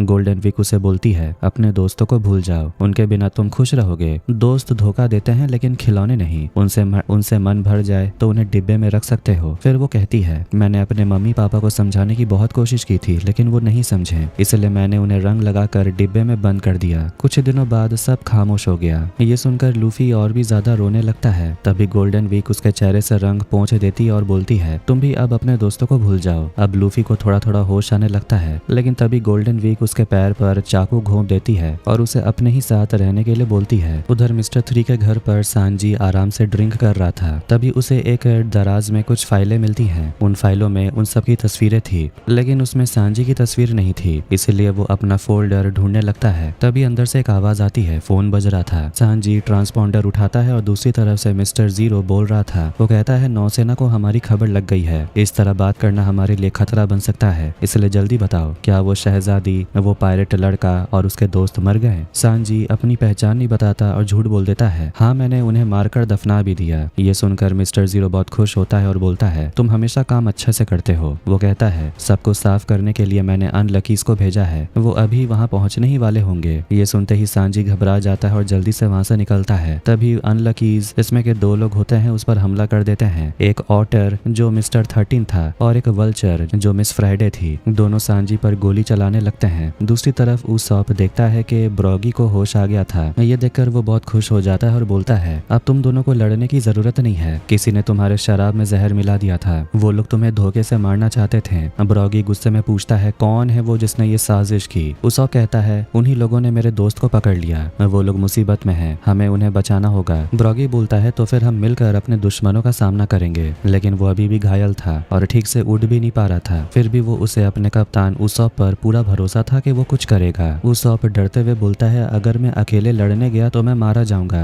ब्रॉगी उसे हिम्मत देता है और बोलता है सच्चा योद्धा हमेशा डरता है, जो नहीं डरता वो योद्धा नहीं होता। अगर तुम अपने दोस्तों को बचाते हुए मर जाओ तो तुम्हें गौरवशाली मौत मिलेगी। ये सुनते ही उसॉप के अंदर हिम्मत आ जाती है। उधर सांजी मिस्टर 13 से लड़ने लगता है और उसे हरा देता है। फिर वो मिस्टर 0 से बोलता है तुम्हारा पालतू जानवर तो मर गया। मिस्टर 0 हैरान होकर पूछता है मतलब स्ट्रॉ हैट्स मरे नहीं हैं और तुम कौन बोल रहे हो? सांजी जवाब देता है मैं तुम्हारे लिए मिस्टर प्रिंस हूँ। मिस्टर 0 बोलता है शहजादी को बचाने के लिए तुम्हारे दोस्तों को कीमत चुकानी पड़ेगी और तुम्हें भी पछताना होगा। इसके बाद सांजी फोन रख देता है और बाहर आकर उसे एक इटर्नल पोज मिलता है जो कि अनलकीज का था। दूसरी तरफ मोम से बचने के लिए जोरो अपने पैर काटने लगता है। ये देखकर मिस्टर 3 मोम को और ज्यादा बढ़ा देता है ताकि जोरो अपना पैर काट ना पाए। फिर वो अखबार पढ़कर बताता है कि अलाबास्ता में कई सैनिक बगावत में शामिल हो चुके हैं। ये सुनकर वीवी घबरा जाती और पूछती है, तुम लोग ऐसे क्यों कर रहे हो? बरोक वर्क्स को अलाबास्ता से क्या चाहिए? मिस्टर 3 जवाब देता है, ये तो मिस्टर 0 का सीक्रेट है। फिर भी जोरो को उम्मीद थी कि लूफी उन्हें जरूर बचाने आएगा। उधर लूफी अभी भी गोल्डन वीक के बस में था। उसने उसके चेहरे पर लाल रंग लगा दिया जिससे लूफी बहुत ज्यादा गुस्से में था। फिर मिस गोल्डन वीक सारे रंग मिलाकर काला रंग बना देती है। ये रंग लोगों के अंदर से उम्मीद खत्म कर देता है और इंसान हार मानने लगते हैं। जैसे ही लूफी पर काला रंग लगता है वो एकदम शांत हो जाता है और धीरे धीरे पानी में डूबने लगता है। गोल्डन वीक बोलती है, अब तुम कभी लुटेरों के बादशाह नहीं बन पाओगे। तभी उसॉप लूफी को आवाज देता है। लूफी जैसे ही होश में आता है वो पानी में डूबने लगता है। उसॉप भागते हुए गोल्डन वीक का सारा सामान उछाल देता है। उसका रंग उड़कर गोल्डन वीक के ही चेहरे पर लग जाता है। फिर उसॉप लूफी को पानी से बाहर निकालता है। अब तो उसके चेहरे का रंग भी मिट चुका था। अब गोल्डन वीक अपने ही रंगों के वश में आकर चीखने चिल्लाने लगती है।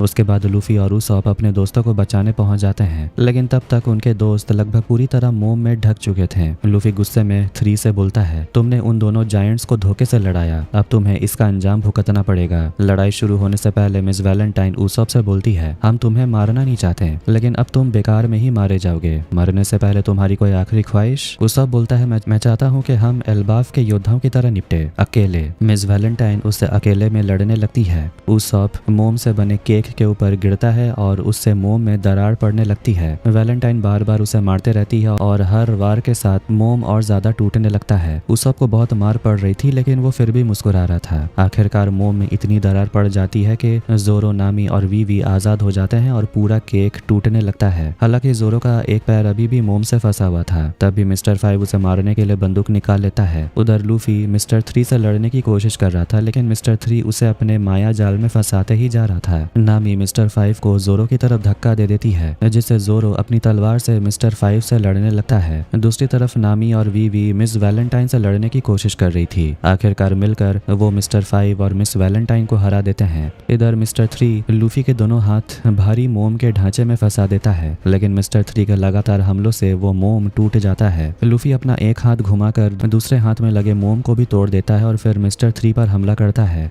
इस तरह वो अपने दोस्तों और जायंट्स के साथ की गई गद्दारी का बदला ले लेता है। इसके बाद लूफी अपने दोस्तों से मिलने आता है। उसॉप काफी ज्यादा घायल हो चुका था। तभी सांजी भी वापस आता है और थोड़ा मजाक करते हुए बोलता है कि उसने सबको बचा लिया। फिर वो सबको दिखाता है कि उसे एक इटर्नल पोज मिला है जो अलाबास्टा का रास्ता दिखा रहा था। ये देखकर वीवी बहुत खुश हो जाती है। आखिर में सब लोग वहाँ से निकलने की तैयारी करते हैं। जाने से पहले वो डोरी से मिलते हैं। लूफी और उसके दोस्तों की वजह से दोनों जायंट्स डोरी और ब्रोगी एक दूसरे को गले लगाकर अभी वीवी लूफी से बोलती है, मेरी वजह से तुम्हारा रास्ता भटक गया है। अगर रास्ते में मुझे कोई और जहाज मिला तो मैं अपने घर चली जाऊंगी। लूफी बोलता है, अब तो देर हो चुकी है, अब हम सब अलाबास्टा ही जा रहे हैं। नामी मुस्कुराकर वीवी से बोलती है, मैंने कहा था ना, लूफी जो भी करता है सही करता है। उधर डोरी और ब्रोगी आपस में बात कर रहे होते हैं। वो बोलते हैं कि उनके दोस्त तो यहाँ से चले गए, लेकिन उनकी मदद के बगैर वो ज्यादा दूर नहीं जा पाएंगे, क्योंकि रास्ते में खतरनाक राक्षस है, इसलिए उन्हें तैयार रहना होगा।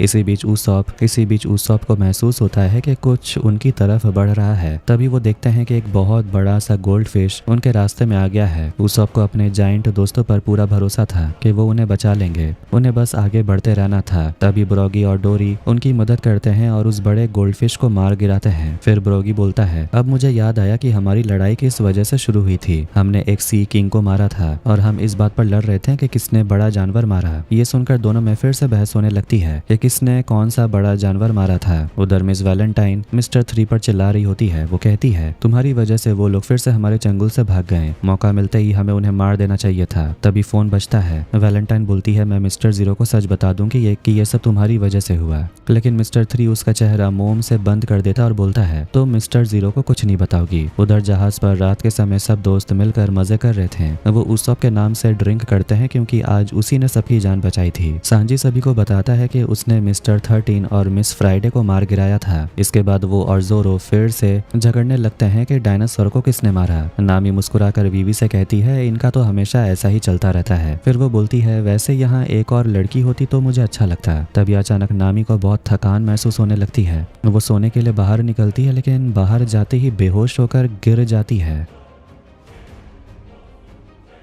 Miss all Sunday mister zero को अपडेट देती है और बोलती है आगे का मैं सब कुछ संभाल लूंगी। इसके बाद miss all Sunday drum kingdom के पहले के राजा वेपोल से बात कर रही होती है। मिस ऑल संडे उनसे कहती है कि मैं तुम्हारी मदद कर सकती हूँ। वेपोल जवाब देता है जो तुम्हारा इंचार्ज है मैं उससे बात करूंगा, तुमसे नहीं। संडे बोलती है कि मिस्टर जीरो अभी किसी और काम में बिजी हैं। असल में वेपोल को अपना राज्य वापस चाहिए था, इसीलिए उसने बारोक वर्क से हाथ मिलाया था और इसके लिए उसने बहुत सारा पैसा भी खर्च किया था। लेकिन अब वो काफी गुस्से में था क्योंकि उसे लग रहा था कि वो लोग उसकी मदद नहीं कर रहे हैं। तभी मिस ऑल संडे उसे एक डेविल फ्रूट देती है। वेपोल ये देखकर खुश हो जाता है और पूछता है इसमें कैसी शक्ति है। संडे मुस्कुराकर बोलती है ये पता लगाने में ही तो मजा है, एक बाइट लेकर देखिए सब पता चल जाएगा। वेपोल जानवर की तरह वो फल खाने लगता है। इसके बाद हम जहाज में नामी को देखते हैं। उसे होश आता है। सांजी उसकी देखभाल कर रहा था और उसे कुछ खाने के लिए बोलता है। नामी बोलती है मैं बिल्कुल ठीक हूँ, शायद कल मुझे बहुत नींद आ रही थी इसीलिए सो गई थी। सांजी बोलता है मगर तुम 4 दिन से ऐसे ही बेहोश हो। तब सांजी देखता है कि नामी के हाथ की नसें काली पड़ गई हैं। ये देखकर वो घबरा जाता और बोलता है लगता है तुम्हारे साथ कुछ हुआ है, शायद लिटिल गार्डन में, लेकिन कोई बात नहीं हम सब तुम्हारे साथ हैं। फिर सांजी बाहर आता है और देखता है कि मौसम बहुत ज्यादा बर्फीला हो गया है, लेकिन जोरो को तो ठंडी नहीं लग रही थी। सांजी सबको बताता है कि नामी को बहुत तेज बुखार है। वीवी बोलती है एलाबास्टा में डॉक्टर तो होंगे ही, लेकिन फिर भी वो बोलती है पर एलाबास्टा अभी बहुत दूर है, हमें अभी कुछ करना होगा। वीवी बोलती है पहले हम किसी नजदीकी टापू पर रुकेंगे, उसके बाद एलाबास्टा जाएंगे। इसके बाद हम कैप्टन स्मोकर और ताशिगी को देखते हैं जो कि आइल ऑफ रेनेस के मरीन कम्युनिकेशन आउटपोस्ट पर पहुंचे हैं। कैप्टन स्मोकर ताशिगी से बोलता है मुख्यालय में फोन करो और उन्हें बताओ कि हमने हर जगह ढूंढ लिया लेकिन बारोक वर्क्स का कोई पता नहीं चला,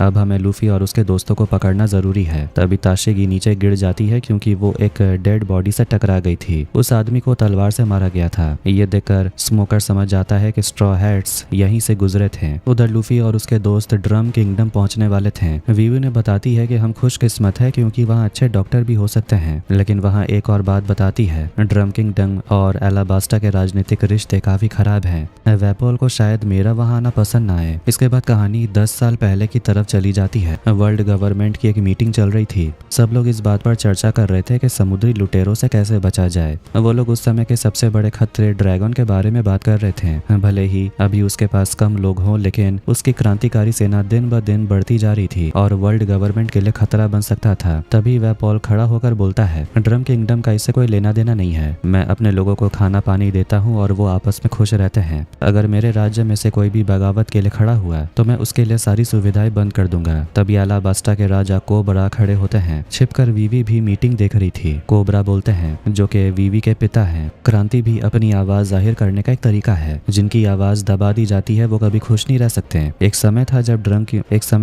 ड्रम किंगडम के लोग बहुत खुश हुआ करते थे। अब इस बात पर दोनों राज्यों के राजाओं में बहस शुरू हो जाती है और यही झगड़ा आज तक चलते आ रहा था। कहानी प्रेजेंट में लौटती है। कैप्टन स्मोकर आउटपोस्ट के अंदर आता है और देखता है कि वहाँ मौजूद सारे नौसेना के लोग मरे हुए पड़े हैं, लेकिन तभी कैप्टन स्मोकर पर मिस थर्सडे हमला कर देती है। दोनों के बीच लड़ाई शुरू होती है। स्मोकर अपने धुएं की शक्ति से उसे भ्रमित कर देता है और आखिर में मिस थर्सडे को हरा देता है, उसे मार डालता है। उधर लूफी और उसके दोस्त आखिरकार ड्रम किंगडम पहुंच जाते हैं जो अभी पूरी तरह बर्फ से ढका हुआ था। अंदर जाने से पहले उन पर गोली चलाई जाती है और उन्हें वापस लौटने के लिए कहा जाता है। इसी दौरान वीवी के हाथ में गोली लग जाती है। ये देखकर लूफी गुस्से में आ जाता है, लेकिन वीवी उसे शांत करती है। वो शांति से बात करते हुए बोलती है अगर हम अंदर नहीं आ सकते तो कम से कम एक डॉक्टर को बाहर भेज दीजिए, मेरी दोस्त की जान खतरे में है। तभी एक गार्ड डाल्टन बाहर आता है और उन सबको अंदर आने के लिए बोलता है। अंदर उन्हें मारिया नाम की एक गार्ड मिलती है जिसने गोली चलाई थी। वो माफी मांग लेती है और बोलती है माफ करना, हम सब पहले से ही बहुत डरे हुए हैं। वीवी पूछती है बादशाह वेपोल कहाँ है। डाल्टन बताता है ब्लैक बियर्ड नाम के एक लुटेरे ने हमारे गांव को घेर लिया था, उसके सिर पर खून सवार था, हम उस दरिंदे को रोक नहीं पाए। जोरो बोलता है मतलब आपकी पूरी सेना भी उसके सामने टिक नहीं पाई। डाल्टन जवाब देता है लड़ने का मौका मिलता तब तो। ब्लैक बियर्ड के आते ही वेपोल यहाँ से भाग गया। उधर नामी की हालत लगातार खराब होते जा रही थी। डाल्टन बताता है कि यहाँ सिर्फ अभी एक ही डॉक्टर है, कुरेहा, लेकिन लोग उसे चुड़ैल बोलते हैं। मारिया कहती है मैंने तो उसे एक बर्फीले राक्षस के साथ उड़ते हुए भी देखा था और वो उस पहाड़ के ऊपर रहती है। ये सुनकर उसॉप डर जाता है, लेकिन लूफी जोखिम लेने के लिए तैयार था। डाल्टन उसे बोलता है आपको इसी हालत में रहना पड़ेगा, हम आपकी और मदद नहीं कर सकते। उधर जब ताशी ताशिगी आउटपोस्ट के अंदर आती है तो एक आदमी उस पर हमला कर देता है। उसके पास काशू नाम की तलवार थी। असल में वो मिस्टर 11 था, लेकिन ताशिगी आराम से 11 को हरा देती है और उसकी तलवार अपने पास रख लेती है। तभी कैप्टन स्मोकर भी वहां आ जाते हैं। दूसरी तरफ नामी के शरीर में काली नसें फैलती ही जा रही थी। लूफी अब डॉक्टर कुरेहा के पास जाने की प्लानिंग बना रहा था, जो पहाड़ के ऊपर रहती है। समस्या ये थी कि नामी वहां तक कैसे जाएगी। लूफी उसे समझाता है तुम्हें ऊपर जाना पड़ेगा, मैं तुम्हें लेकर जाऊंगा। जोरो और उसॉप यहीं रुकने का फैसला करते हैं, जबकि बाकी लोग साथ जाने वाले थे। इसके बाद लूफी नामी को अपने कंधे पर उठाकर और सांजी साथ लेकर पहाड़ चढ़ने लगता है। उधर जोरो डाल्टन के साथ पहरेदारी करने के लिए बाहर चला जाता है। इस बीच वीवी का एक और फ्लैशबैक दिखाया जाता है। मीटिंग खत्म होने के बाद इग्राम उससे बोलता है तुम्हें तो जहाज में होना चाहिए था। वीवी जवाब देती है वहाँ मेरा मन नहीं लग रहा था, मुझे मीटिंग देखनी थी, कम से कम सुन तो सकती हूँ। अगर मैं ये सब देखूंगी नहीं तो सीखूंगी कैसे। मीटिंग के बाद जैसे ही वेपॉल बाहर आते हैं वो छोटी वीवी को धक्का देकर गिरा देते हैं। ये देखकर इग्राम गुस्से में चिल्लाता है तुम्हारी हिम्मत कैसे हुई एलाबास्टा की शहजादी पर हाथ उठाने की। वेपॉल एलाबास्टा के राजा के बारे में उल्टी सीधी बातें करने लगता है, लेकिन वीवी मुस्कुराकर बोलती है कोई बात नहीं, मैं ही रास्ते में आ गई थी। वेपॉल गुस्से में वहां से चला जाता है, लेकिन उसके जाने के बाद वीवी बहुत रोने लगती है। इग्राम उसे समझाता है आपने आज बहुत बड़ी बात की, आपने एक बहुत ही बड़े संकट को टाल दिया। बाहर खड़ा डाल्टन ये सब सुन रहा था और उसे समझ आता है कि उसके राजा कितने क्रूर हैं। प्रेजेंट में वीवी उसॉप को बता रही होती है कि ड्रम किंगडम पहले कितना अच्छा था, लेकिन आज इनके पास कुछ भी नहीं है, सिर्फ उनके राजा के वजह से। फिर वो सोचने लगती है कि पता नहीं उसके घर एलाबास्टा का क्या हाल होगा। उसॉप उसकी बात समझ जाता है और उसे संभालने की कोशिश करता है। इधर पहाड़ चढ़ते समय लूफी कई बार गिरते गिरते बचता है, क्योंकि बहुत तेज बर्फ गिर रही थी। तभी सांजी के ऊपर बर्फ के बड़े बड़े टुकड़े गिरने लगते हैं और वो नीचे गिर जाता है। सांजी की जान बचाने के लिए लूफी अपनी रबड़ वाली गर्दन का इस्तेमाल करता है, सांजी को पकड़ लेता है और उसे ऊपर की तरफ फेंक देता है, जिससे कि उसकी जान बच जाती है। आखिर में लूफी नामी को लेकर पहाड़ के ऊपर पहुंच जाता है और वो भी वहीं बेहोश हो जाता है। तभी उसके सामने कोई आता है और लूफी बेहोशी में कहता है मेरे दोस्त को बचा लो। उधर कैप्टन स्मोकर मिस्टर 11 से पूछता है बरोक वर्क्स का असली मकसद क्या है। मिस्टर 11 जवाब देता है ये एक राज है। इसके बाद स्मोकर उसे बेहोश कर देता है। दूसरी तरफ जोरो डाल्टन के साथ था, वो उसे बता देता है कि उसके दोस्त उस चुड़ैल डॉक्टर को ढूंढने के लिए निकल गए हैं। डाल्टन ये सुनकर बोलता है क्या तुम लोग सुबह तक इंतजार नहीं कर सकते थे। जोरो पूछता है क्या ब्लैक बियर्ड फिर से वापस आएगा। डाल्टन कहता है उम्मीद है उसका मन भर गया होगा, शायद अब वो वापस ना आए। फिर वो अपने राजा के बारे में बताता है वेपॉल बहुत बेरहम है, उसकी भूख कभी नहीं मिटती, मुझे यकीन है कि वो अपनी गद्दी वापस लेने जरूर आएगा, उम्मीद है उसके बिना हम एक नई शुरुआत कर पाएंगे। जोरो इशारा करते हुए बोलता है शायद अब डाल्टन को ही यहाँ का राजा बन जाना चाहिए, क्योंकि कुछ फैसले हम खुद ले नहीं सकते। उधर जब नामी को होश आता है तो वो देखती है वो एक साफ सुथरे बिस्तर पर लेटी हुई है। सांजी भी पास के बिस्तर पर लेटा हुआ था। तभी वहाँ एक छोटा सा क्यूट रेनडियर आता है। वो नामी को देखकर थोड़ा डर जाता है, लेकिन पूछता है क्या तुम अब ठीक महसूस कर रही हो। नामी कहती है थोड़ा बहुत। तभी वहाँ चुड़ैल डॉक्टर कुरेहा आती है। वो नामी के सिर को छूकर बोलती है तुम्हारे बुखार में थोड़ी कमी आई है, लेकिन इलाज अभी पूरा नहीं हुआ, इसलिए दवाइयाँ जारी रखनी होंगी। नामी बोलती है नहीं अब मैं ठीक महसूस कर रही हूँ, मुझे जाना होगा। लेकिन कुरेहा चाकू दिखाते हुए बोलती है मेरे यहाँ से लोग या तो ठीक होकर जाते हैं या फिर लाश बनकर, जब तक तुम पूरी तरह ठीक नहीं होती तुम कहीं नहीं जा सकती। तभी वो क्यूट रेनडियर बोलता है डॉक्टर के मुताबिक तुम्हें केस्टिया ने काटा था, ये बहुत जहरीले कीड़े होते हैं, इनके काटने से शरीर में खतरनाक बैक्टीरिया फैल जाता है। कुरेहा कहती है अजीब बात यह है कि केस्टिया की प्रजाति तो अब लगभग खत्म हो चुकी है, हो सकता है ऐसा सिर्फ तभी हो सकता है जब तुम किसी पुराने जंगल या टापू पर गए थे। नामी पूछती है मेरे दोस्तों का क्या हुआ।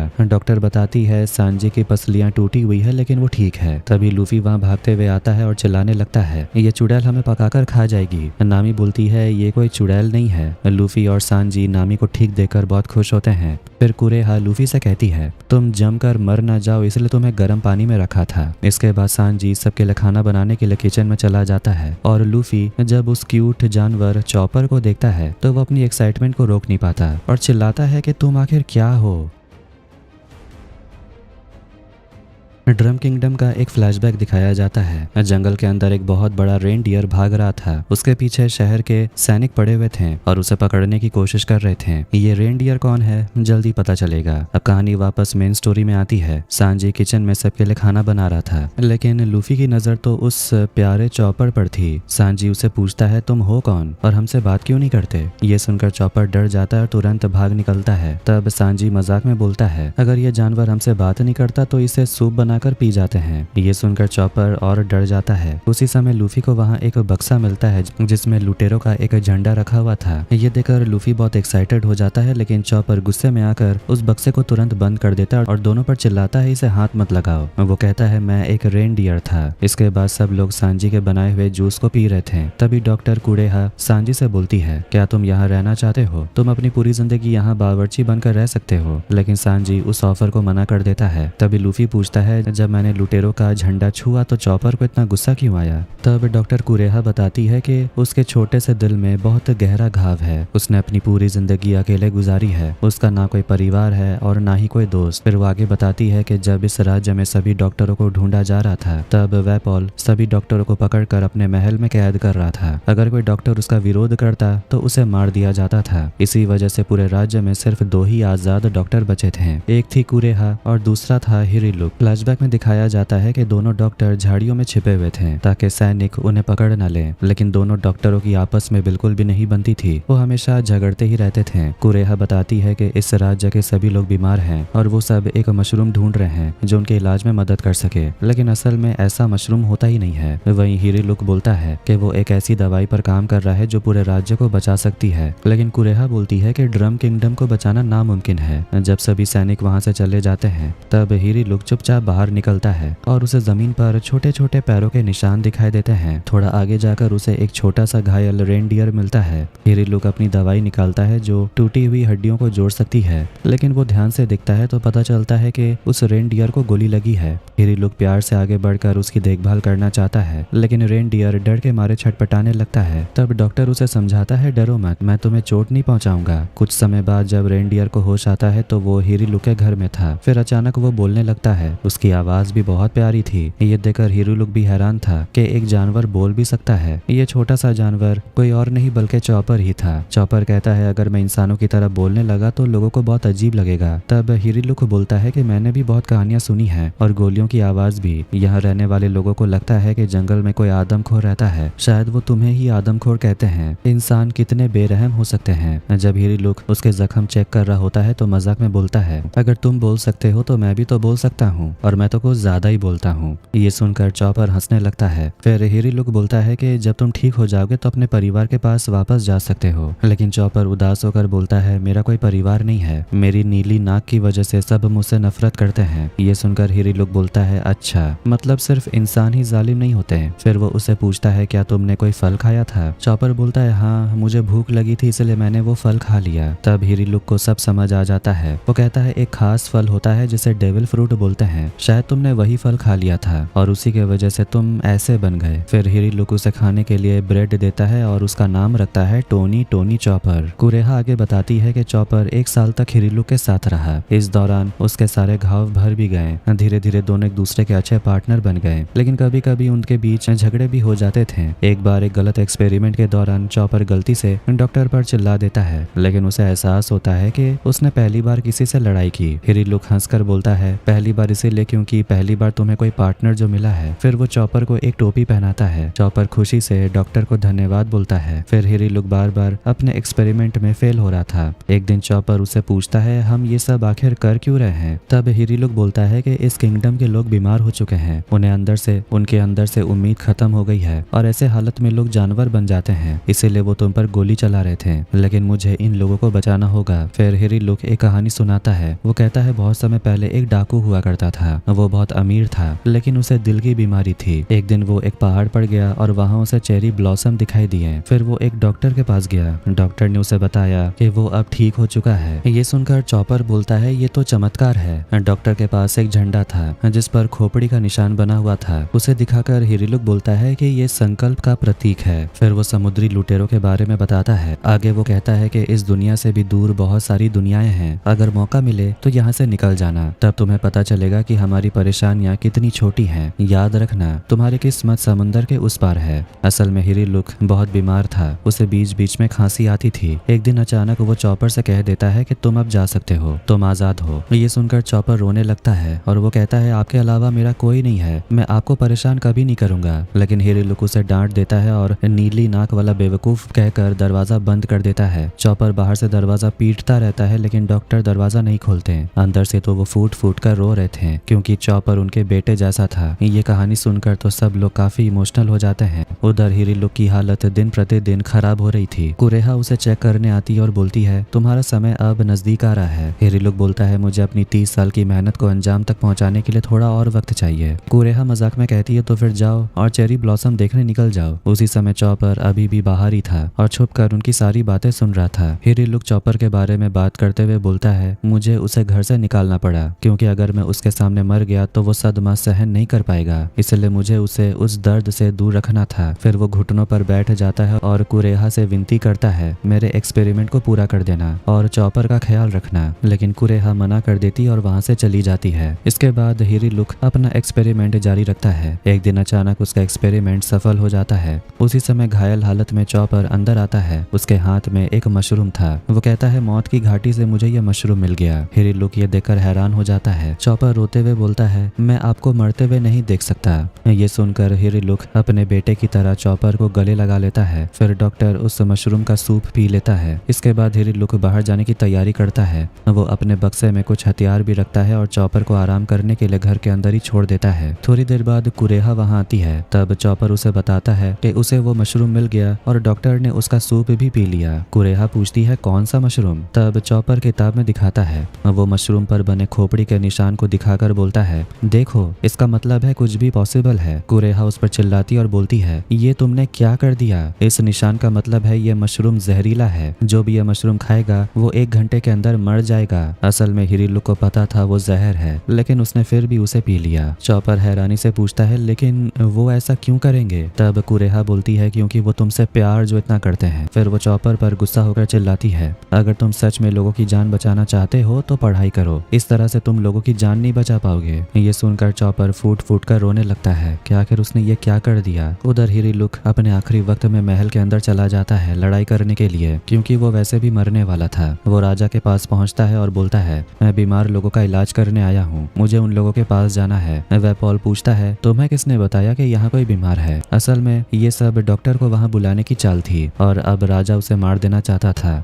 डॉल्टन पूछता है आप यहाँ आए ही क्यों? तब हिरीलुक कहता है मैंने सुना कि यहाँ कोई बीमार है और इलाज करना मेरा फर्ज है। फिर चिल्लाते हुए हिरीलुक बोलता है कि इंसान तब मरता है जब उसे भुला दिया जाए। भले ही मैं मिट सकता हूँ लेकिन मेरा सपना जिंदा रहेगा और इस राज्य के सभी लोग एक दिन स्वस्थ हो जाएंगे। डाल्टन पूछता है क्या सच में ऐसा हो सकता है? लेकिन उसी समय राजा वापोल उस डॉक्टर को मारने का आदेश दे देता है। तभी हिरीलुक वहीं अपने ऊपर धमाका कर देता है और खुद को खत्म कर लेता है। ये देखकर डाल्टन को राजा पर काफी ज्यादा गुस्सा आता है। फिर राजा उसे आदेश देता है अब जाकर उस डॉक्टर के बेटे को भी खत्म कर दो। तब तक चॉपर महल के बाहर पहुंच चुका था। उसी समय उसके सामने हिरीलुक की टोपी गिरती है। जैसे ही डाल्टन बाहर आता है चॉपर गुस्से में भर जाता है। वो साइज में भी बड़ा हो जाता है और वो थोड़ा इंसान की तरह दिखने लगता है, लेकिन डाल्टन उस पर हमला करने के बजाय बोलता है इस राज्य के लिए अपनी जान मत दो, यहाँ से चले जाओ और अपनी जिंदगी जियो। फिर डाल्टन अंदर आता है। वापोल पूछता है वो जानवर कहाँ है, उसका सिर काट कर क्यों नहीं लाए? तब डाल्टन उल्टा वापोल पर ही राज्य की बर्बादी का आरोप लगा देता है। उधर चॉपर वापस डॉक्टर के घर आता है। वो फैसला करता है कि अब वो डॉक्टर बनेगा और सबका इलाज अच्छे से करेगा। उसी दिन से कुरेहा चॉपर को अपने साथ रख लेती है। अब कहानी प्रेजेंट में आती है। सब लोग ये कहानी सुनकर बिल्कुल शांत हो जाते हैं। उसॉप और जोरो अपने दोस्तों के लिए परेशान थे। उन्हें समझ नहीं आ रहा था कि बाकी लोग कैसे होंगे। तभी लूफी लुटेरो वाला झंडा निकालता है। चॉपर उसे रोकने की कोशिश करता है, लेकिन लूफी बोलता है मैं इस झंडे का सम्मान करता हूँ, इसे बक्से में बंद नहीं करना चाहिए, इसे तो लहराना चाहिए। ये सुनकर चॉपर मुस्कुरा देता है। फिर लूफी अपने लंबे हाथ करके उस झंडे को दीवार पर लगा देता है। उसके लंबे हाथ देखकर चॉपर हैरानी से पूछता है क्या तुम भी मेरी तरह? लूफी मुस्कुराकर बोलता है हाँ, तुम्हारी तरह मैं भी एक मॉन्स्टर हूँ। उधर वीवी राज्य के कुछ लोगों से बात कर रही थी। तभी उसे कोई दिखाई देता है जिसे देखकर वो डर जाती है। दूसरी तरफ डाल्टन पहाड़ की तरफ बढ़ रहा था ताकि लूफी और बाकी लोगों का पता लगा सके, लेकिन उसी समय वेपोल के लोग वहां पहुंच जाते हैं और उस पर तीरों से हमला कर देते हैं।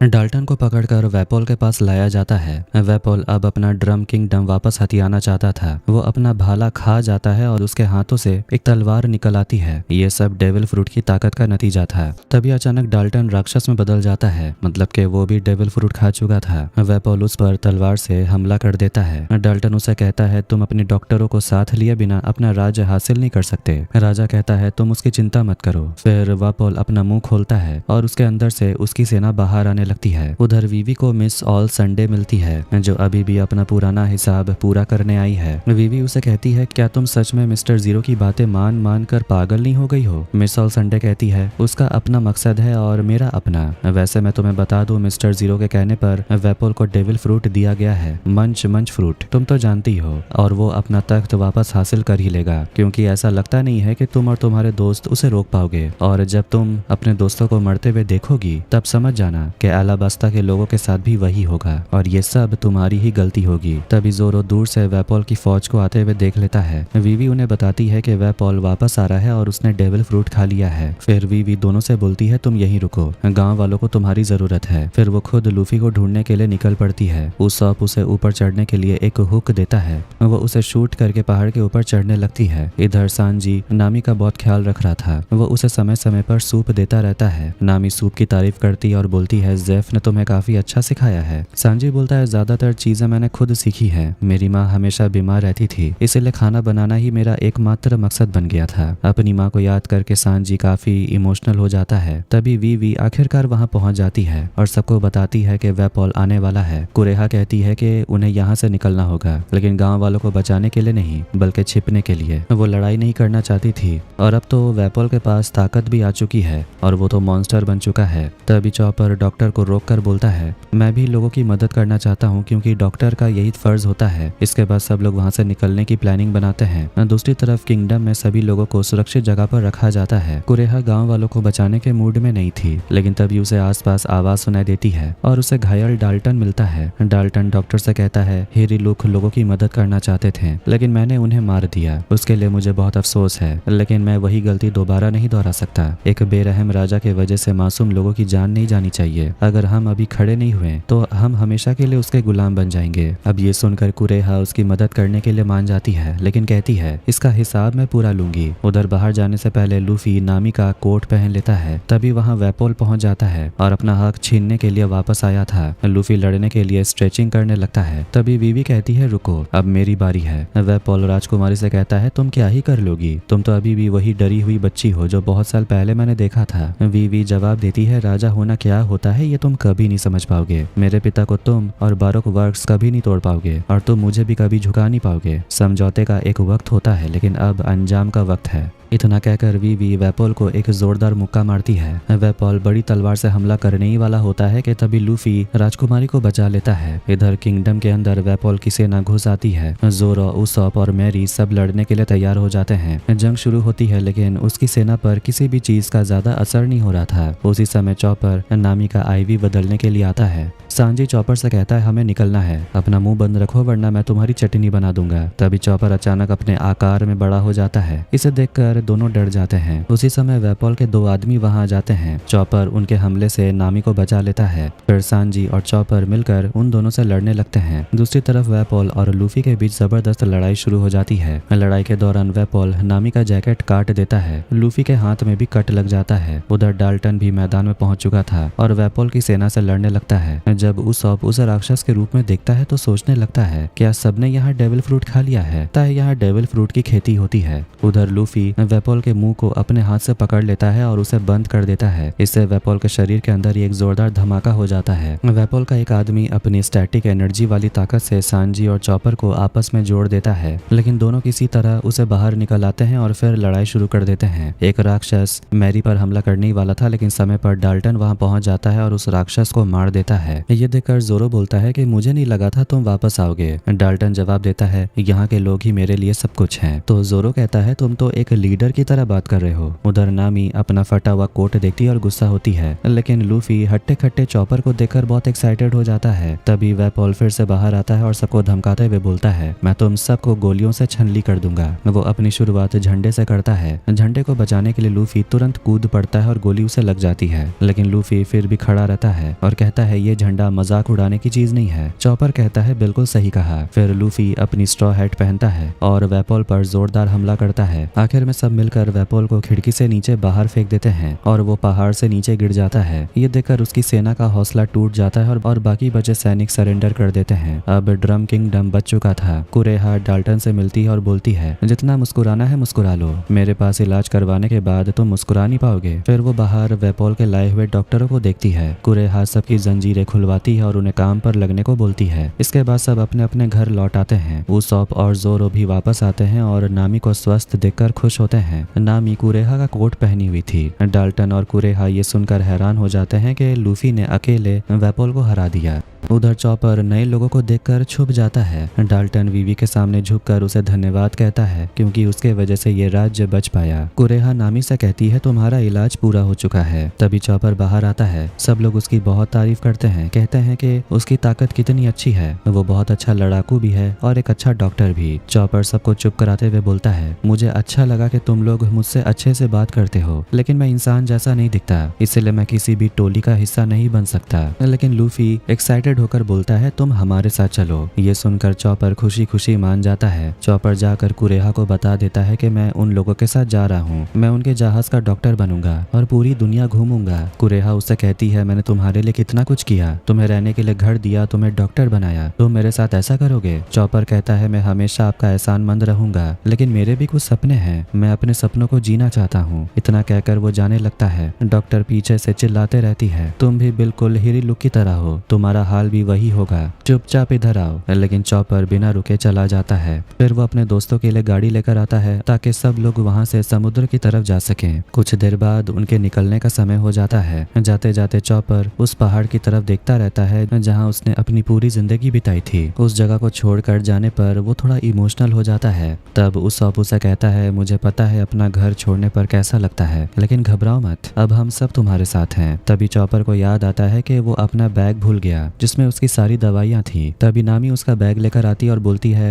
ये तुम्हारी गाड़ी में था। तब चॉपर को समझ आता है कि कुरेहा ने ही उसके बैग पहले से पैक कर दिया था, क्योंकि कुरेहा को पहले से पता था कि अब चॉपर के जाने का समय आ गया है। उस बैग में सुनहरे रंग के बॉल्स भी थे। नामी पूछती है, ये क्या है? चॉपर मुस्कुराकर बोलता है, ये एक राज है। उधर कुरेहा डाल्टन से कहती है, हिरीलुक ने लोगों को बचाने का तरीका ढूंढ लिया था, लेकिन वो अपना काम पूरा कर नहीं पाया। अब ये पता करने का समय है कि वो कामयाब हुआ या नहीं। फिर वो उस दवाई को आसमान में शूट कर देते हैं। अचानक आसमान से गुलाबी पंखुड़ियां गिरने लगती हैं। यही था चेरी ब्लॉसम। पूरा आसमान गुलाबी हो जाता है। अब इससे राज्य के सभी लोग ठीक हो जाएंगे। ये देखकर चॉपर फूट फूट कर रोने लगता है, क्योंकि उसकी आंखों के सामने हिरीलुक का सपना पूरा हो रहा था। लेकिन उस सपने को पूरा होता देखने के लिए आज डॉक्टर हिरीलुक खुद जिंदा नहीं थे। फिर भी लोग उन्हें अपनी यादों में जरूर जिंदा रखेंगे। इसके बाद वो सब लोग वहाँ से चले जाते हैं। कुरेहा सोचती है, पता नहीं ये बेवकूफ लोग कितने काबिल हैं। डाल्टन बोलता है, सिर्फ हिरीलुक ही नहीं बल्कि इन लोगों ने भी हमारे राज्य को बचाया है। लूफी में जरूर कोई खास बात है, शायद वही वन पीस को ढूंढ निकालेगा। कुरेहा कहती है, वो मुझे गोल्ड रॉजर की याद दिलाता है, लगता है हमारा रेनडियर एक दिलचस्प सफर पर निकल पड़ा है। उधर जहाज पर सब लोग अपने नए डॉक्टर चॉपर का स्वागत करते हैं। सब आपस में हंसी मजाक कर रहे थे। तभी वीवी थोड़ी भावुक हो जाती है और बोलती है, तुम लोगों की मुझे बहुत याद आएगी। लूफी पूछता है, क्यों, तुम कहीं जा रही हो क्या? वीवी कहती है, एलाबास्ता लौटने के बाद हमारे रास्ते अलग हो जाएंगे, तुम लोग उसके बाद वन पीस ढूंढने चले जाना। लूफी कहता है, वो तो हम करेंगे ही, लेकिन उससे पहले बारोकवर्स को सबक सिखाकर तुम्हारे राज्य को बचाएंगे। ये सुनकर वीवी काफी इमोशनल हो जाती है और सबको थैंक यू बोलती है। लेकिन फिर वो एक जरूरी बात बताती है, मेरी मदद करने से पहले तुम्हें एक बात जाननी चाहिए कि मैं आखिर क्यों गायब हुई थी और किस वजह से इग्रम ने अपनी जान गंवाई। उधर स्नेल ट्रांसपॉन्डर के जरिए कैप्टन स्मोकर और ताशिकी को पता चलता है कि वीवी लूफी और उसके दोस्तों के साथ है। स्मोकर सोचने लगता है कि आखिर ये मिस्टर जीरो कौन है और उसकी असली पहचान क्या है। फिर स्मोकर कहता है कि अगर बारोकवर्क्स और स्ट्रो हैट्स एलाबास्ता जा रहे हैं तो हम भी वहीं जाएंगे। दूसरी तरफ miss all Sunday mister zero से मिलने आती है। मिस्टर जीरो पूछता है, ये मिस्टर प्रिंस कौन है, पता चला? मिस ऑल संडे बोलती है, अभी तक तो नहीं, लेकिन हम उसे ढूंढ निकालेंगे। फिर मिस्टर जीरो पूछता है, वेपोल का क्या हुआ? संडे जवाब देती है, वो रास्ते से हट गया, आपकी दी हुई ताकत के बावजूद। तभी पता चलता है मिस्टर जीरो का असली नाम क्रोकोडाइल है और मिस ऑल संडे संडे का असली नाम है निको रॉबिन। क्रोकोडाइल कहता है हमारी सालों की मेहनत अब रंग लाने वाली है, अब हम शुरू करेंगे ऑपरेशन यूटोपिया।